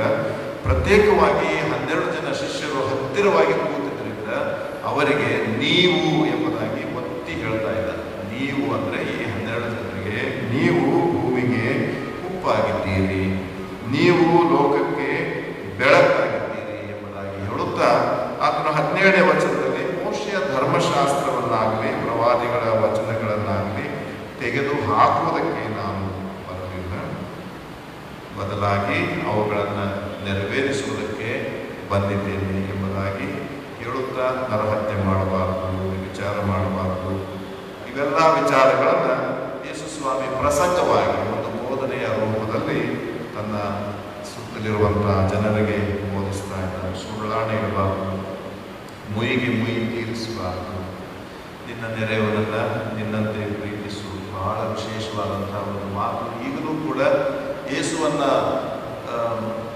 ಯಾವ ಧರ್ಮೀಯರು ನೆನಪು ಮಾಡಿಕೊಂಡ್ರೆ ಅವರ ಮನಸ್ಸಿನಲ್ಲಿ ಮೊದಲು ಬರುವಂಥ ವಚನ ನಿನ್ನ ನೆರೆಯವನನ್ನು ನಿನ್ನಂತೆ ಪ್ರೀತಿಸುವುದು. ನಾವು ಕ್ರೈಸ್ತ ಸಮುದಾಯದವರಾಗಿ ಹೆಮ್ಮೆ ಪಡಬೇಕಾದಂಥ ಒಂದು ಸಂಗತಿ. ಅಂಥ ಒಂದು ಸುಂದರವಾದ ಮಾತನ್ನು ಬೋಧನೆಯಾಗಿ ಈ ಲೋಕಕ್ಕೆ ಯೇಸು ಸ್ವಾಮಿ ಕೊಟ್ಟಿದ್ದಾರೆ. ಇವೆಲ್ಲವುಗಳನ್ನು ನೋಡುತ್ತಾ ಹೋದರೆ ಮುಂದೆ ಉಪವಾಸದ ಬಗ್ಗೆ, ಪ್ರಾರ್ಥನೆಯ ಬಗ್ಗೆ, ಮತ್ತು ಇಬ್ಬರು ಯಜಮಾನರಿಗೆ ಸೇವೆ ಮಾಡುವುದಕ್ಕೆ ಆಗುವುದಿಲ್ಲ, ಒಬ್ಬ ಯಜಮಾನಿಗೆ ಸೇವೆ ಮಾಡುವುದಕ್ಕೆ ಸಾಧ್ಯ ಎಂಬುದಾಗಿ ಹೇಳುತ್ತಾನೆ. ಭೂಲೋಕದಲ್ಲಿ ಗಂಟು ಮಾಡಿಟ್ಟುಕೊಳ್ಬೇಡ್ರಿ, ಅದರಿಂದ ನಿಮಗೆ ನಿಮ್ಮ ಮನಸ್ಸು ಅಲ್ಲೇ ಇರುವುದರಿಂದ ಅದು ನಿಮಗೆ ಶಾಶ್ವತವಾಗಿ ನಿಮ್ಮ ಜೊತೆ ಇರುವುದಿಲ್ಲ ಎಂಬುದಾಗಿ ಬರೆದಿದ್ದಾರೆ. 6ನೇ ಅಧ್ಯಾಯದ 25ನೇ ವಚನದಲ್ಲಿ ಚಿಂತೆ ಮಾಡಬೇಡ್ರಿ, ಇದು ಕೂಡ ಒಂದು ಸಾಮಾನ್ಯವಾದ ವಿಚಾರವಾಗಿದ್ದರೂ ಚಿಂತೆ ಮಾಡಬೇಡ್ರಿ ಅನ್ನೋದಕ್ಕೆ ಕೊಟ್ಟ ಉದಾಹರಣೆಗಳು ಆ ಅಡವೆಯ ಹೂಗಳಾಗಿರ್ಬೋದು, ಹುಲ್ಲನ್ನಾಗಿರ್ಬೋದು, ಅವುಗಳನ್ನು ನಮಗೆ ಉದಾಹರಣೆಯಾಗಿ ಕೊಟ್ಟು ಚಿಂತೆ ಮಾಡಬೇಡ್ರಿ ಎಂಬ ಒಂದು ಸತ್ಯಾಂಶವನ್ನು ಸ್ವಾಮಿ ನಮಗೆ ಬೋಧಿಸಿದ್ದಾನೆ. ಮತ್ತು ಕೊನೆಯ ವಚನ ಅಂದರೆ 33ನೇ ವಚನದಲ್ಲಿ ನಮಗೆಲ್ಲರಿಗೂ ಬಾಯ್ಪಾಠ ಬರುವಂಥ ವಚನ, ಮೊದಲು ದೇವರ ರಾಜ್ಯಕ್ಕಾಗಿಯೂ ನೀತಿಗಾಗಿಯೂ ತವಕ ಪಡಿರಿ, ಅವೆಲ್ಲವುಗಳ ಹಿಂದೆ ನಿಮಗೆ ದೇವರು ಎಲ್ಲವನ್ನ ಕೊಡುತ್ತಾನೆ ಎಂಬುದಾಗಿ ಬೋಧಿಸಿದ ಮಾತನ್ನು ನೆನೆಸಿಕೊಳ್ಬೇಕು. ಅಂದರೆ ಆ ದೇವರು ಸಮಸ್ತರಲ್ಲಿ ಸಮಸ್ತವಾಗಿದ್ದಾನೆ. ನಾವು ಆತನ ಮಕ್ಕಳಾಗಿ ಶ್ರದ್ಧೆಯಿಂದ ಜೀವಿಸುತ್ತಾ ಹೋದರೆ ನಮ್ಮೆಲ್ಲ ಕೊರತೆಗಳನ್ನು ಆತನು ನೀಗಿಸಿ ಆಶೀರ್ವದಿಸಿ ಮುನ್ನಡೆಸ್ತಾನೆ ಎಂಬುದಾಗಿ ಬರೀತಾ ಇದ್ದಾನೆ. 7ನೇ ಅಧ್ಯಾಯದಲ್ಲಿ ತೀರ್ಪಿನ ಬಗ್ಗೆ ಯಾರ ವಿಷಯವಾಗಿಯೂ ಅವರು ಪಾಪಿಗಳು ಎಂಬುದಾಗಿ ತೀರ್ಪು ಮಾಡಬೇಡ್ರಿ. ಅವರಿಗೆ ಬಂದಿರುವಂಥ ಸಂಕಷ್ಟ ದೇವರ ಶಾಪವೋ, ಇಂಥವರ ಶಾಪವೋ, ದೇವರ ಸೇವಕರು ಕೊಟ್ಟ ಶಾಪ ಎಂಬುದಾಗಿ ತೀರ್ಪು ಮಾಡಬೇಡ್ರಿ. ಅವರಿಗೆ ಸಂಕಷ್ಟದಲ್ಲಿ ಇನ್ನೂ ಹೆಚ್ಚಾಗಿ ಅವರನ್ನು ಟೀಕಿಸಿ ಅವರಿಗೆ ದೇವರ ಶಿಕ್ಷೆ ಎಂಬುದಾಗಿ ಬೋಧಿಸಬೇಡ್ರಿ ಎಂಬುದಾಗಿ ತೀರ್ಪಿನ ವಿಷಯವಾಗಿ ಮಾತಾಡ್ತಾರೆ. ದೇವರನ್ನ ಬೇಡಿಕೊಳ್ಳ್ರಿ, ಬೇಡಿಕೊಳ್ಳುವುದಾದರೆ ದೇವರು ನಿಮಗೆ ಕೊಡುತ್ತಾನೆ, ಆತನ ಹತ್ತಿರಕ್ಕೆ ಬನ್ನಿರಿ ಎಂಬುದಾಗಿ ಸ್ವಾಮಿ ಕರೀತಾನೆ. ಇಕ್ಕಟ್ಟಾದ ಬಾಗಿಲಿಂದ ಒಳಗೆ ಹೋಗಿರಿ ಅಲ್ವಾ? ಬಹಳ ಸುಂದರವಾದಂಥ ಮಾತು. ನಾಶದ ಮಾರ್ಗ ಅಗಲವಾಗಿರ್ತದೆ, ಅಲ್ಲಿ ಹೋಗ್ಬೇಡಿ. ಇಕ್ಕಟ್ಟಾದ ಮಾರ್ಗ, ಕಷ್ಟದ ಮಾರ್ಗ, ಯೇಸುವಿನ ಮಾರ್ಗ ಮಾರ್ಮಿಕವಾಗಿ ಬೋಧಿಸಿದ್ದಾನೆ. ಮತ್ತು 21ನೇ ವಚನ 7ನೇ ಅಧ್ಯಾಯದಲ್ಲಿ, ನನ್ನನ್ನು ಸ್ವಾಮಿ ಸ್ವಾಮಿ ಅನ್ನುವರೆಲ್ಲರೂ ಪರಲೋಕ ರಾಜ್ಯಕ್ಕೆ ಸೇರುವುದಿಲ್ಲ. ಬಹಳ ಸ್ಪಷ್ಟವಾದಂಥ ಮಾತು. ಕೇವಲ ನಾವು ಭಕ್ತಿ ಕಾರ್ಯಗಳನ್ನು ಮಾಡಿ, ನೇಮನಿಷ್ಠೆಗಳನ್ನು ಮಾಡಿ, ಸಂಪ್ರದಾಯಗಳನ್ನು ಅಂದುಕೊಂಡಂಥ ಸಂಪ್ರದಾಯಗಳು ಚಾಚೂ ತಪ್ಪದೆ ಪಾಲಿಸಿ ನಾನು ದೇವರ ರಾಜ್ಯಕ್ಕೆ ಸೇರಬಹುದು ಎಂಬುದಾಗಿ ಅಂದುಕೊಂಡಿದ್ರೆ, ಯೇಸು ಸ್ವಾಮಿಯ ಮಾತು ಸ್ಪಷ್ಟವಾಗಿದೆ. ನನ್ನನ್ನು ಸ್ವಾಮಿ ಸ್ವಾಮಿ ಅನ್ನುವರೆಲ್ಲರೂ ಪರಲೋಕ ರಾಜ್ಯಕ್ಕೆ ಸೇರಲಾರು, ಬದಲಾಗಿ ನನ್ನ ತಂದೆಯ ಚಿತ್ತದಂತೆ ನಡೆಯುವವರೇ ಪರಲೋಕ ರಾಜ್ಯಕ್ಕೆ ಸೇರುವುದಾಗಿ. ಸೇವೆಯಲ್ಲಿ ನಮ್ಮ ಕೊಡುಗೆಗಳು ಅಪಾರವಾಗಿರ್ಬೋದು. ನಾನು ಹಣ ನನ್ನಲ್ಲಿರುವುದರಿಂದ ನಾನು ಹೆಚ್ಚು ಹಣ ಕೊಡುವನಾಗಿರ್ಬೋದು. ನನ್ನಲ್ಲಿ ಬೇರೆ ರೀತಿಯ ವರ ನನಗಿರುವುದರಿಂದ ಅದನ್ನು ನಾನು ದೇವರ ಸೇವೆಗೆ ಕೊಡುವನಾಗಿರ್ಬೋದು. ಏನೇ ಮಾಡಿದರೂ ಕೂಡ ಕರ್ತನ ಚಿತ್ತದಂತೆ ನಡೆಯದಿದ್ದರೆ ನಮಗೆ ಪರಲೋಕದಲ್ಲಿ ಸ್ಥಳವಿಲ್ಲ ಎಂಬುದಾಗಿ ಯೇಸು ಸ್ವಾಮಿ ಈ ಪರ್ವತ ಪ್ರಸಂಗದ ಕೊನೆಯ ಭಾಗದಲ್ಲಿ ಹೇಳುತ್ತಾ ಕೊನೆಗೆ ಈ ಕಥೆಯೊಂದಿಗೆ ತನ್ನ ಪ್ರಸಂಗವನ್ನು ಮುಗಿಸ್ತಾ ಇದ್ದಾರೆ. ಆದ್ದರಿಂದ ಅಂದರೆ ಇಷ್ಟೆಲ್ಲ ವಿಷಯಗಳನ್ನು ಹೇಳಿದ ಮೇಲೆ ಈ ಮಾತುಗಳನ್ನು ಕೇಳಿ ಅವುಗಳಂತೆ ನಡೆಯುವವನು, ಈ ಮಾತುಗಳನ್ನು ಕೇಳಿಯೂ ಅವುಗಳಂತೆ ನಡೆಯದವನು ಎಂಬುದಾಗಿ ಸ್ವಾಮಿ ಯೋಚಿಸ್ತಾರೆ. ಪ್ರತಿಯೊಬ್ಬ ವಿಶ್ವಾಸಿಯ ವಿಷಯದಲ್ಲಿ ಯೇಸುವಿನ ಅಪೇಕ್ಷೆ ಏನಂದರೆ ದೇವರ ವಾಕ್ಯವನ್ನು ನಾವು ಕೇಳಬೇಕು. ಇದು ಮೊದಲನೆಯ ಈ ವಿಶ್ವಾಸದ ಹಾದಿಯಲ್ಲಿ ನಡೆಯುವವರಿಗೆ ಇರುವಂಥ ಮೊದಲನೆಯ ಒಂದು ಕ್ವಾಲಿಟಿ ಅಂದರೆ we must be listeners of the holy scriptures. ನಾವು ದೇವರ ವಾಕ್ಯವನ್ನು ಕೇಳುವವರು ಆಗಬೇಕು. ಕೇಳುವವರು ಎಂಬುದಾಗಿ ಹೇಳಿದ ತಕ್ಷಣ ಹಾಗಾದರೆ ನೀವು ಹೇಳ್ರಿ ನಾವು ಕೇಳ್ತೇವೆ, ಎಷ್ಟೊತ್ತಾದರೂ ಹೇಳ್ರಿ ಕೇಳ್ತೇವೆ ಎಂಬುದಾಗಿ ಅಂದ್ಕೊಳ್ಳೋದು. ಹೌದು ಪ್ರಿಯರೇ, ನಮ್ಮ ದೇಶದಲ್ಲಿ, ನಮ್ಮ ಸಂಸ್ಕೃತಿಯಲ್ಲಿ, ನಮ್ಮ ಕ್ರೈಸ್ತಿಯ ಹಿನ್ನೆಲೆಯಲ್ಲಿ ದೇವರ ವಾಕ್ಯದ ಪ್ರಸಂಗ ಅಂದರೆ ನಮಗೆ ಬಹಳ ಇಷ್ಟ. ಪ್ರಸಂಗಗಳನ್ನು ಕೇಳುವುದಕ್ಕಾಗಿಯೇ ಅನೇಕರು ನಾವು ಪ್ರಾರ್ಥನೆ ಮಾಡಿ ದೇವರ ಸನ್ನಿಧಿಗೆ ಬಂದಿಲ್ಲ. ಅಯ್ಯ ಇವತ್ತು ಏನು ಬೋಧನೆ ಮಾಡ್ತಾರೆ, ಇವತ್ತು ಇಂಥವರ ಪ್ರಸಂಗ ಇದೆ, ಅವರು ಏನು ಹೇಳ್ತಾರೆ, ಈ ವಿಚಾರವನ್ನು ಅನೇಕರು ನಾವು ಮನಸ್ಸಲ್ಲಿ ಇಟ್ಕೊಂಡಿರ್ತೇವೆ. ಆ ಏನು ವಾಕ್ಯ ಇವತ್ತು ನನಗೆ ದೇವರು ಕೊಡ್ತಾನೆ ಎಂಬುದಾಗಿ ಅವರು ನಮ್ಮಲ್ಲಿ ಇದ್ದಾರೆ. ಅನೇಕರು ನನ್ನೊಂದಿಗೆ ಮಾತನಾಡುವಾಗ ಹೇಳ್ತಾರೆ, ಆರಾಧನೆಯಲ್ಲಿ ಬಹಳ ಪ್ರಾಮುಖ್ಯವಾದದ್ದು ನನಗೆ ದೇವರ ವಾಕ್ಯ ಪ್ರಸಂಗ, ದೇವರ ವಾಕ್ಯವನ್ನು ಕೇಳುವುದು ಎಂಬುದಾಗಿ ಅನೇಕರು ಅಪೇಕ್ಷೆಯೊಂದಿಗೆ ಬಂದಿರುತ್ತೆ. ಆದ್ದರಿಂದ ನಾವು ಥಿಯಾಲಜಿ ಕಲಿಯುವಾಗ ನಮಗೆ ಇದ್ದಂಥ ಗುರುಗಳು ಹೇಗೆ ಹೇಳ್ತಾ ಇದ್ದಾರೆ ಅಂದರೆ, ನೀವು ಎವರ್ ರೆಡಿ ಬ್ಯಾಟ್ರಿಯಿಂದ ಹಾಗೆ ಇರಬೇಕೆಂಬುದಾಗಿ ಹೇಳ್ತಾ ಇದ್ರು. ಈಗ ಆ ಬ್ಯಾಟ್ರಿ ಬರ್ತದಿಲ್ಲ ಗೊತ್ತಿಲ್ಲ, ಒಂದು ಕಂಪನಿ ಎವರ್ ರೆಡಿ ಎಂಬುದಾಗಿ, ಅದರ ಹೆಸರೇ ಎವರ್ ರೆಡಿ. ಆದರೆ ಅದಕ್ಕೂ ಒಂದು ಎಂಡ್ ಇದೆ, ಅದು ಎವರ್ ರೆಡಿ ಇರಲ್ಲ. ಅದು ಆ ಬ್ಯಾಟ್ರಿಲಿರುವ ಪವರ್ ಮುಗಿದು ಹೋದ್ಮೇಲೆ ಮತ್ತೆ ನೀವು ಆನ್ ಮಾಡಿದ್ರೆ ಹತ್ತಲ್ಲ ಅದು ಎವರ್ ರೆಡಿ. ಒಂದು ಆದರೆ ಹೆಸರಿಟ್ಟಿದ್ದಾರೆ ಎವರ್ ರೆಡಿ, ಯಾವಾಗಲೂ ಯೂಸ್ ಮಾಡಿಕೊಂಡು ಅನ್ನೋ ಥರ. ನಮಗೆ ಅದನ್ನೇ ಬೋಧನೆ ಮಾಡ್ತಾ ಇದ್ದಾರೆ. ನನಗೆ ಕಲಿಸಿದ ಗುರುಗಳು ಎವರ್ ರೆಡಿ ಬ್ಯಾಟ್ರಿ ಹಾಗೆ ಅದಕ್ಕೆ ಹೆಸರು ಕೊಟ್ಟಿದ್ದಾರೋ ಹಾಗೆ, ಅಯ್ಯ ನೀವು ಎವರ್ ರೆಡಿ ಇರಬೇಕು. ಪ್ರಸಂಗ ಮಾಡುವುದಕ್ಕಾಗಿ ಏನೋ ಸಿದ್ಧತೆ ಮಾಡಿಕೊಳ್ಳುವುದಲ್ಲ, ಯಾವಾಗಲೂ ಪ್ರಸಂಗ ಮಾಡುವ ಸಂದರ್ಭಗಳು ಬಂದೇ ಬರ್ತವೆ ಎಂಬುದಾಗಿ ಹೇಳಿ ನಿಮ್ಮನ್ನು ಸಿದ್ಧ ಮಾಡಿಕೊಳ್ಳುತ್ತಾ ಇರಬೇಕು ಎಂಬುದಾಗಿ. ಮತ್ತೆ ಅವರು ಹೇಳ್ತಾ ಇದ್ರು, ನಿಮ್ಮ ಪ್ರಸಂಗ ಎಲ್ಲಿ ಸಿದ್ಧವಾಗಬೇಕಂದ್ರೆ ನಿಮ್ಮ ಮನೆಯ ಆಫೀಸಿನ ಟೇಬಲ್ನಲ್ಲಿ ನೀವು ಅಲ್ಲಿ ಕೂತ್ಕೊಂಡು ದೇವರ ವಾಕ್ಯ ನೋಡಿ, ಕಾಮೆಂಟ್ರಿಗಳನ್ನು ನೋಡಿ, ಅಲ್ಲೆಲ್ಲ ಮಾಹಿತಿಗಳನ್ನು ಶೇಖರಣೆ ಮಾಡಿ ಸುಂದರವಾಗಿ ರಚಿಸುವುದರಲ್ಲಿ ನಿಮ್ಮ ಪ್ರಸಂಗ ಇಲ್ಲ. ಜನರ ಮಧ್ಯದಲ್ಲಿ ಹೋಗಿ ಅವರ ಕಷ್ಟ ಸುಖ, ಅವರ ದುಃಖ ದುಮ್ಮಾನಗಳ ಮಧ್ಯದಲ್ಲಿ ಜೀವನ ಮಾಡಿ ಇಡೀ ವಾರ ಪ್ರಸಂಗ ಸಿದ್ಧ ಮಾಡಬೇಕು ಎಂಬುದಾಗಿ ಬೋಧಿಸ್ತಾ ಇದೆ. ಸೊ ನಮ್ಮ ಪ್ರಸಂಗ ಸಿದ್ಧವಾಗುವಂಥದ್ದು ನಾವು ನಿಮ್ಮ ಬಳಿಯಲ್ಲಿ ನಮ್ಮನ್ನು ತೊಡಗಿಸಿಕೊಂಡಾಗ, ನಿಮ್ಮ ಸಂಪರ್ಕದಲ್ಲಿರುವಾಗ, ನಿಮ್ಮ ಅನಿಸಿಕೆ, ಅಭಿಪ್ರಾಯ, ನಿಮ್ಮ ನೋವು, ನಲಿವು, ಕಷ್ಟ ಸುಖ ಎಲ್ಲವುಗಳ ಒಂದು ವಿಚಾರಗಳನ್ನು ಮಾಡಿಕೊಂಡಾಗ ನಮಗೊಂದು ಸುಂದರವಾದ ಪ್ರಸಂಗ ಸಭೆಗೆ ಏನು ಬೇಕು ಎಂಬ ವಿಚಾರಕ್ಕಾಗಿ ದೊರೆಯುತ್ತದೆ ಎಂಬುದು ನಮಗೆ ನಾವು ವಿದ್ಯಾರ್ಥಿಗಳಾಗಿದ್ದಾಗ ಬೋಧನೆ ಮಾಡ್ತಾರೆ. ಅದು ಬಹಳ ಸತ್ಯವಾದಂತಹ ಒಂದು ಮಾತು. ನಾವು ಅನೇಕ ವಿಷಯಗಳನ್ನ, ಅನೇಕ ಘಟನೆಗಳನ್ನ, ಕಥೆಗಳನ್ನ ಆ ಅಂಶಕ್ಕೆ, ಆ ವಿಷಯಕ್ಕೆ ಆಧಾರವಾಗಿ ಹೇಳಿ ಎಲ್ಲವನ್ನ ಸುಂದರವಾಗಿ ಮಾಡಿದರೂ ಕೂಡ ದೇವರ ವಾಕ್ಯ ಅಂತ ಏನಿದೆಯಲ್ಲ, ಆ ವಾಕ್ಯಗಳು ನಮ್ಮ ಬಾಯಿಂದ ಉಚ್ಚರಿಸಲ್ಪಡುವಾಗ ಅವು ನಮ್ಮ ಕಿವಿಗಳಿಗೆ ಕೇಳುವಾಗ ಸಿಗುವಂಥ ಆ ಇಂಪು ಅದು ಬೇರೆ ಯಾವುದರಲ್ಲಿಯೂ ಕೂಡ ನಮಗೆ ದೊರೆಯುವುದಿಲ್ಲ.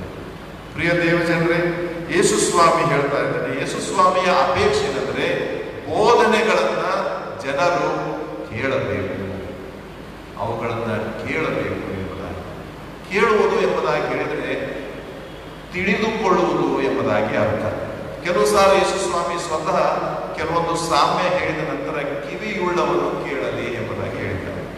ಅಂದ್ರೆ ಅಲ್ಲಿ ಕೂತವರಿಗೆಲ್ಲ ಕಿವಿ ಇರಲಿಲ್ವಾ? ಎಲ್ಲ ಕಿವುಡ್ರಾಗಿ ಕೂತಿದ್ರ? ಗೊತ್ತಿಲ್ವಾ? ಯಾಕೆ ಯೇಸುಸ್ವಾಮಿ ಒತ್ತಿ ಕಿವಿಯುಳ್ಳವನು? ನಾವೆಲ್ಲ ಕಿವಿ ಮುಟ್ಟು ನೋಡ್ಕೋಬೇಕು, ಈಗ ಹೋಗಿಲ್ವ ಅಂತ ಅಲ್ವಾ? ಬಿಟ್ಟು ಬರಕ್ಕಾಗಲ್ಲ, ಮತ್ತೆ ಕಿವಿಯುಳ್ಳವನು ಎಂಬುದಾಗಿ ಹೇಳಿದರೆ ಗ್ರಹಿಸುವುದಕ್ಕೆ ಶಕ್ತಿಯುಳ್ಳವನು ಗ್ರಹಿಸಲಿ, ಅರ್ಥ ಮಾಡಿಕೊಳ್ಳುವುದಕ್ಕೆ ಸಾಮರ್ಥ್ಯವುಳ್ಳವನು ಅದನ್ನು ಅರ್ಥ ಮಾಡಿಕೊಳ್ಳಲಿ, ತಿಳಿದುಕೊಳ್ಳುವುದಕ್ಕೆ ಸಾಮರ್ಥ್ಯವುಳ್ಳವನು ಅದನ್ನು ತಿಳಿದುಕೊಳ್ಳಲಿ ಎಂಬುದಾಗಿ. ಪ್ರಿಯರೇ, ನಾವು ಎಷ್ಟೋ ಸುಂದರವಾದ ಪ್ರಸಂಗಗಳನ್ನು ಕೇಳಿ ಸುಂದರವಾಗಿತ್ತು ಎಂಬುದಾಗಿ ಹೇಳಿ ಹೋಗುವುದಕ್ಕಾಗಿ ಈ ವೇದಿಕೆ, ಈ ದೈವ ಯಜ್ಞವೇದಿ ಇದು ಎಂಟರ್ಟೈನ್ಮೆಂಟ್ ಮೀಡಿಯಾ ಅಲ್ಲ. ನೀವು ಇಲ್ಲಿ ಕೂತ್ಕೊಂಡು ಪ್ರಸಂಗ ಮಾಡುವವರಿಗೆ ಮಾರ್ಕ್ಸ್ ಹಾಕ್ಲಿಕ್ಕೂ ನಿಮ್ಮನ್ನು ಕರೆದಿಲ್ಲ. ಇವರು ಚಂದ ಮಾಡಿದ್ರು, ಇವರು ಚಂದ ಮಾಡಲಿಲ್ಲ, ಇವರು ಈ ಪಾಯಿಂಟ್ ಹಿಂಗೆ ಹೇಳಿದ್ರು, ಆ ಪಾಯಿಂಟ್ ಹಾಗೆ ಹೇಳಿದ್ರು, ಇದು ಅವ್ರಿಗೆ ಹೇಳಿದ್ರು, ಇವ್ರಿಗೆ ಹೇಳಿದ್ರು, ಇವ್ರು ನನಗಲ್ಲ, ಅದು ಅವ್ರಿಗೆ. ಈ ಎಲ್ಲ ವಿಶ್ಲೇಷಣೆಗಳಿಗಾಗಿ ಅಲ್ಲ, ನೀವು ದೇವರ ವಾಕ್ಯವನ್ನು ತಿಳಿದುಕೊಳ್ಳಬೇಕು. ದೇವರ ಇವತ್ತು ನಾನು ಮೊದಲೇ ಹೇಳಿದ್ದು, ಅನೇಕರ ಒಂದು ನಿರೀಕ್ಷೆ ಏನಿರ್ತದೆ, ದೇವರು ಇವತ್ತು ನನ್ನೊಂದಿಗೆ ಯಾವ ವಿಷಯದ ಕುರಿತಾಗಿ ಮಾತಾಡ್ತಾರೆ. ಇವತ್ತಿನ ಧ್ಯಾನದಲ್ಲಿ ನನಗೆ ಎಚ್ಚರಿಕೆ ಇದೆಯಾ?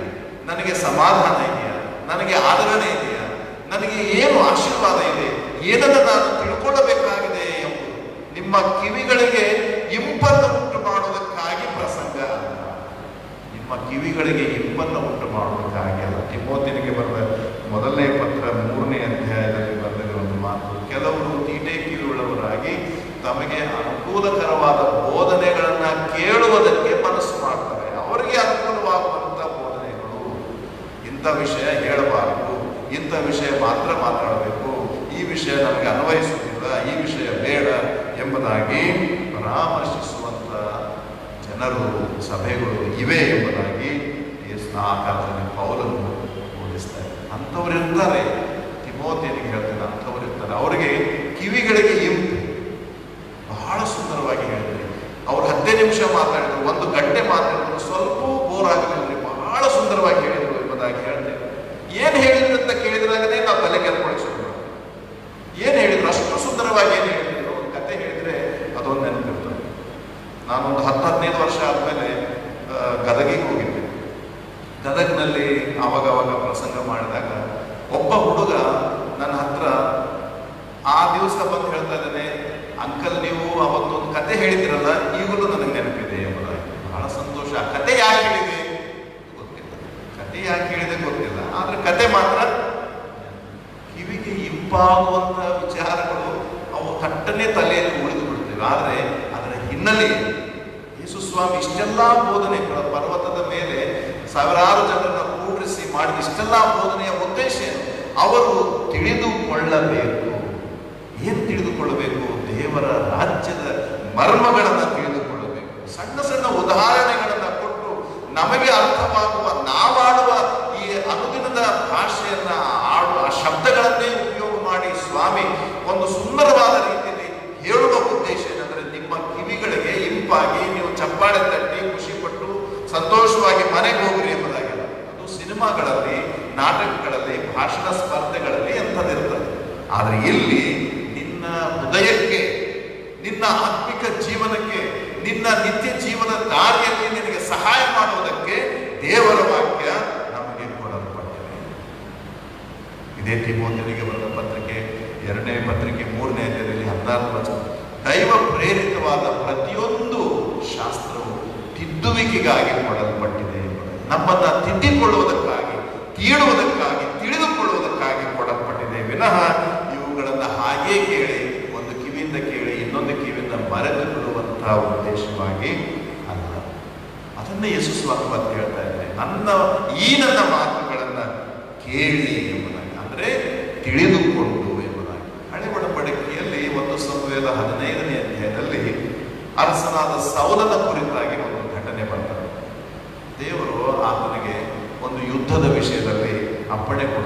ಅಮಾಲೇಕ್ಯರೊಡನೆ ಯುದ್ಧ ಮಾಡುವುದಕ್ಕೆ ಹೋಗಿರ್ತಾನೆ. ಯುದ್ಧ ಮಾಡುವಾಗ ಒಂದು ಕಂಡೀಷನ್ ಅಂದರೆ ಅಲ್ಲಿರುವುದನ್ನೆಲ್ಲವನ್ನ ನಾಶ ಮಾಡಿ ಮನೆಗೆ ಬರಬೇಕು. ಆದರೆ ಇವನೇನ್ ಮಾಡ್ತಾನೆ, ಯುದ್ಧ ಮಾಡ್ತಾ ಅವನಿಗೆ ಜಯ ಸಿಗ್ತದೆ. ಅರಸನನ್ನ ಹಿಡ್ಕೊಂಡು ಜೀವ ಸಹಿತ ತೆಗೆದುಕೊಂಡು ಬರ್ತಾನೆ. ಆ ಅರಸನೊಂದಿಗೆ ಕೆಲವಾರು ಕೊಬ್ಬಿದ ಕರುಗಳನ್ನ, ಕೊಬ್ಬಿದ ಎತ್ತುಗಳನ್ನ, ಪ್ರಾಣಿಗಳನ್ನ, ಸಾಕು ಪ್ರಾಣಿಗಳನ್ನ ತಕೊಂಡು ಬರ್ತಾನೆ. ತಕೊಂಡು ಬಂದು ತಾನೇ ಯಜ್ಞವನ್ನ ಅರ್ಪಿಸಬೇಕು, ಮಾಡಬೇಕೆಂಬ ಯೋಚನೆಯಲ್ಲಿದ್ದಾನೆ. ಯಾಕಂದ್ರೆ ದೇವರು ಯೆಹೋವನು ನನಗೆ ಜಯ ಕೊಟ್ಟಿದ್ದಾನೆ ಎಂಬುದಾಗಿ.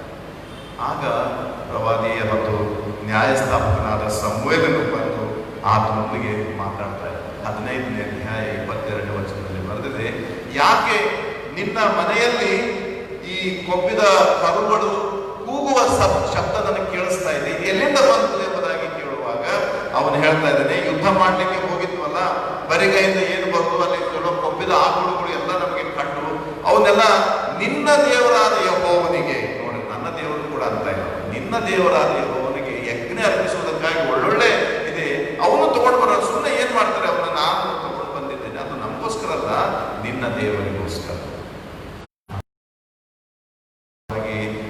ಸಮುವೇಲನು ಹೇಳ್ತಾನೆ, ಸೌಲನೇ, ಯಜ್ಞವರ್ಪಿಸುವುದಕ್ಕಿಂತ ಮಾತು ಕೇಳುವುದನ್ನ ದೇವರು ಅಪೇಕ್ಷಿಸ್ತಾನೆ. ಯಜ್ಞಗಳನ್ನ ಅರ್ಪಿಸುವುದಕ್ಕಿಂತ ಮಾತು ಕೇಳುವುದನ್ನ, ಯೇಸುಸ್ವ ದೇವರು ನಿಮಗೆ ಏನು ಹೇಳಿದ್ದಾನೋ ಅದರ ಹಾಗೆ ನಡೆಯುವುದನ್ನ ಅದನ್ನ ಅಪೇಕ್ಷಿಸ್ತಾನೆ. ಅಂದ್ರೆ ವಿಧೇಯತೆ. ಕೇಳುವುದು ಅಂದ್ರೆ ವಿಧೇಯತೆ, ತಿಳಿದುಕೊಂಡು ಅದನ್ನ ಮನನ ಮಾಡಿಕೊಳ್ಳುವಂಥದ್ದು, ಅದಕ್ಕೆ ವಿಧೇಯರಾಗುವುದು. ದೇವರು ನಿನಗೆ ಹೇಳಿದ್ದೇನು, ಯುದ್ಧ ಮಾಡಿ ಬಾ. ನೀನು ಅರಸನನ್ನ ಜೀವ ಸಹಿತವಾಗಿ ತಂದಿದ್ದಿ, ಓಕೆ, ಯುದ್ಧದಲ್ಲಿ ಜಯ ಸಿಕ್ಕಿದೆ, ಓಕೆ, ಏನ್ ದೇವರು ಹೇಳಿದಾಗ. ಆದ್ರೆ ಯಜ್ಞವರ್ಪಿಸುವುದಕ್ಕಾಗಿ ಎಂಬ ನೆವದೊಂದಿಗೆ ಈ ಕೊಬ್ಬಿದ ಆಕಳುಗಳನ್ನ ಯಾಕೆ ತೆಗೆದುಕೊಂಡು ಬನ್ನಿ? ಯಜ್ಞವರ್ಪಿಸಬೇಕೆಂಬುದಾಗಿ ಹೇಳುವುದಕ್ಕಿಂತ ಮಾತು ಕೇಳುವುದು. ದೇವರಿಗೆ ನಮ್ಮ ಯಜ್ಞಗಳಲ್ಲಿ, ಯಜ್ಞ ಹೋಮಗಳಲ್ಲಿ ಆತನಿಗೆ ಇಷ್ಟವಿಲ್ಲ. ಆತನಿಗೆ ಇಷ್ಟ ಇರುವಂಥದ್ದು ನಮ್ಮ ಮಾತು. ಅದನ್ನೇ ನಾನು, ನನ್ನನ್ನು ಸ್ವಾಮಿ ಸ್ವಾಮಿ ಅನ್ನುವವರು ಪರಲೋಕ ರಾಜ್ಯಕ್ಕೆ, ನಾನು ಎಷ್ಟು ಉದ್ದ ಪ್ರಾರ್ಥನೆ ಮಾಡಿದೆ, ನಾನು ಎಷ್ಟು ಉಪವಾಸ ಮಾಡಿದೆ, ಎಷ್ಟು ಸ್ಟ್ರಿಕ್ಟ್ ಆಗಿ ಭಕ್ತಿ ಕಾರ್ಯಗಳನ್ನು ಮಾಡಿದೆ, ಎಷ್ಟು ಕ್ರಮವಾಗಿ ದೇವರ ಆಲಯಕ್ಕೆ ಹೋದೆ, ಎಷ್ಟು ಕಾಣಿಕೆಯನ್ನ ನಾನು ಕೊಟ್ಟೆ, ಎಷ್ಟೊಂದು ಸೇವೆಯನ್ನು ನಾನು ಮಾಡಿದೆ, ಇದೆಲ್ಲ ಪ್ಲಸ್ ಪಾಯಿಂಟ್ ನಿಮ್ಗೆ ಇರ್ಬೋದು. ಆದ್ರೆ ದೇವರ ಮಾತನ್ನ ಕೇಳಿದ್ದೀರಾ? ವಿಧೇಯರಾಗಿ ನಡ್ಕೊಂಡಿದ್ದೀರಾ? ಆತನ ಬೋಧನೆಗಳನ್ನ ಚಾಚು ತಪ್ಪದೆ ಪಾಲಿಸುವಲ್ಲಿ ನಿಮ್ಮ ಆಸಕ್ತಿ ಎಷ್ಟಿತ್ತು ಎಂಬುದು ದೇವರ ಪ್ರಶ್ನೆ. ಅದನ್ನ ದೇವರು ನಮ್ಮಿಂದ ಅಪೇಕ್ಷಿಸ್ತಾರೆ. ಪ್ರಾಕ್ಟಿಕಲ್ ಆಗಿ ನಾವೇನು ಮಾಡಿ, ಪ್ರಾಕ್ಟಿಕಲ್ ಆಗಿ ಥಿಯರಿ ಸಾಕಷ್ಟಾಯಿತು, ಪ್ರಸಂಗಗಳನ್ನು ನಾವು ಇಡೀ ದಿವಸ ಹೇಳಿದ್ರು ಕೇಳ್ತೇವೆ. ನಮ್ಮಲ್ಲಿ ಅದು ಮನೋಭಾವನೆ ನಾವು ಬೆಳೆಸ್ಕೊಂಡಿದ್ದೇವೆ. ನಮಗೆ ಒಂದು ಫಾಸ್ಟಿಂಗ್ ಪ್ರೇಯರ್ ಅಂತ ಇಡೀ ದಿವಸ ಇದ್ರೂ ಕೂಡ ಕಿಕ್ಕಿರಿದು ಕೂಡ್ತೇವೆ. 3 ದಿವಸ ಆಗಲಿ, 1 ವಾರ ಆಗಲಿ, ಏನು ಹೇಳಿದ್ರೆ ಅದಕ್ಕೆಲ್ಲ ನಾವು ಸಿದ್ಧ. ಆದರೆ ವಾಕ್ಯದಂತೆ ನಡೆಯುವಾಗ, ಅದನ್ನು ತಿಳ್ಕೊಳ್ಳುವಲ್ಲಿ ನಾವು ಹಿಂದಿದ್ದೇವೆ ಎಂಬುದಾಗಿ ಹೇಳಿದರೆ ನಾವು ಗೊತ್ತಿಲ್ಲ, ನಾವು ಅದನ್ನು ಒಪ್ಪಿಕೊಳ್ಳಲೇಬೇಕಾದಂಥ ಒಂದು ಸತ್ಯ ಆಗಿರುವಂಥದ್ದಾಗುತ್ತೆ. ಕೇಳುವುದರಿಂದ ನಂಬಿಕೆ ಹುಟ್ಟುತ್ತದೆ ಎಂಬುದಾಗಿ ರೋಮಾಪುರದವರಿಗೆ ಬರೆದ ಪತ್ರ 10ನೇ ಅಧ್ಯಾಯದಲ್ಲಿ ಬರೆಯಲ್ಪಟ್ಟಿದೆ. ದೇವರ ವಾಕ್ಯವನ್ನು ಕೇಳುವುದರಿಂದ ನಂಬಿಕೆ. ಶುಭವರ್ತಮಾನವನ್ನು ನಾವು ಬೋಧಿಸುವಾಗ ಯಾರು ಕೇಳಿದರು ಎಂಬುದಾಗಿ ಅಲ್ಲಿ ಪೌಲನು ಪ್ರಶ್ನಿಸ್ತಾರೆ.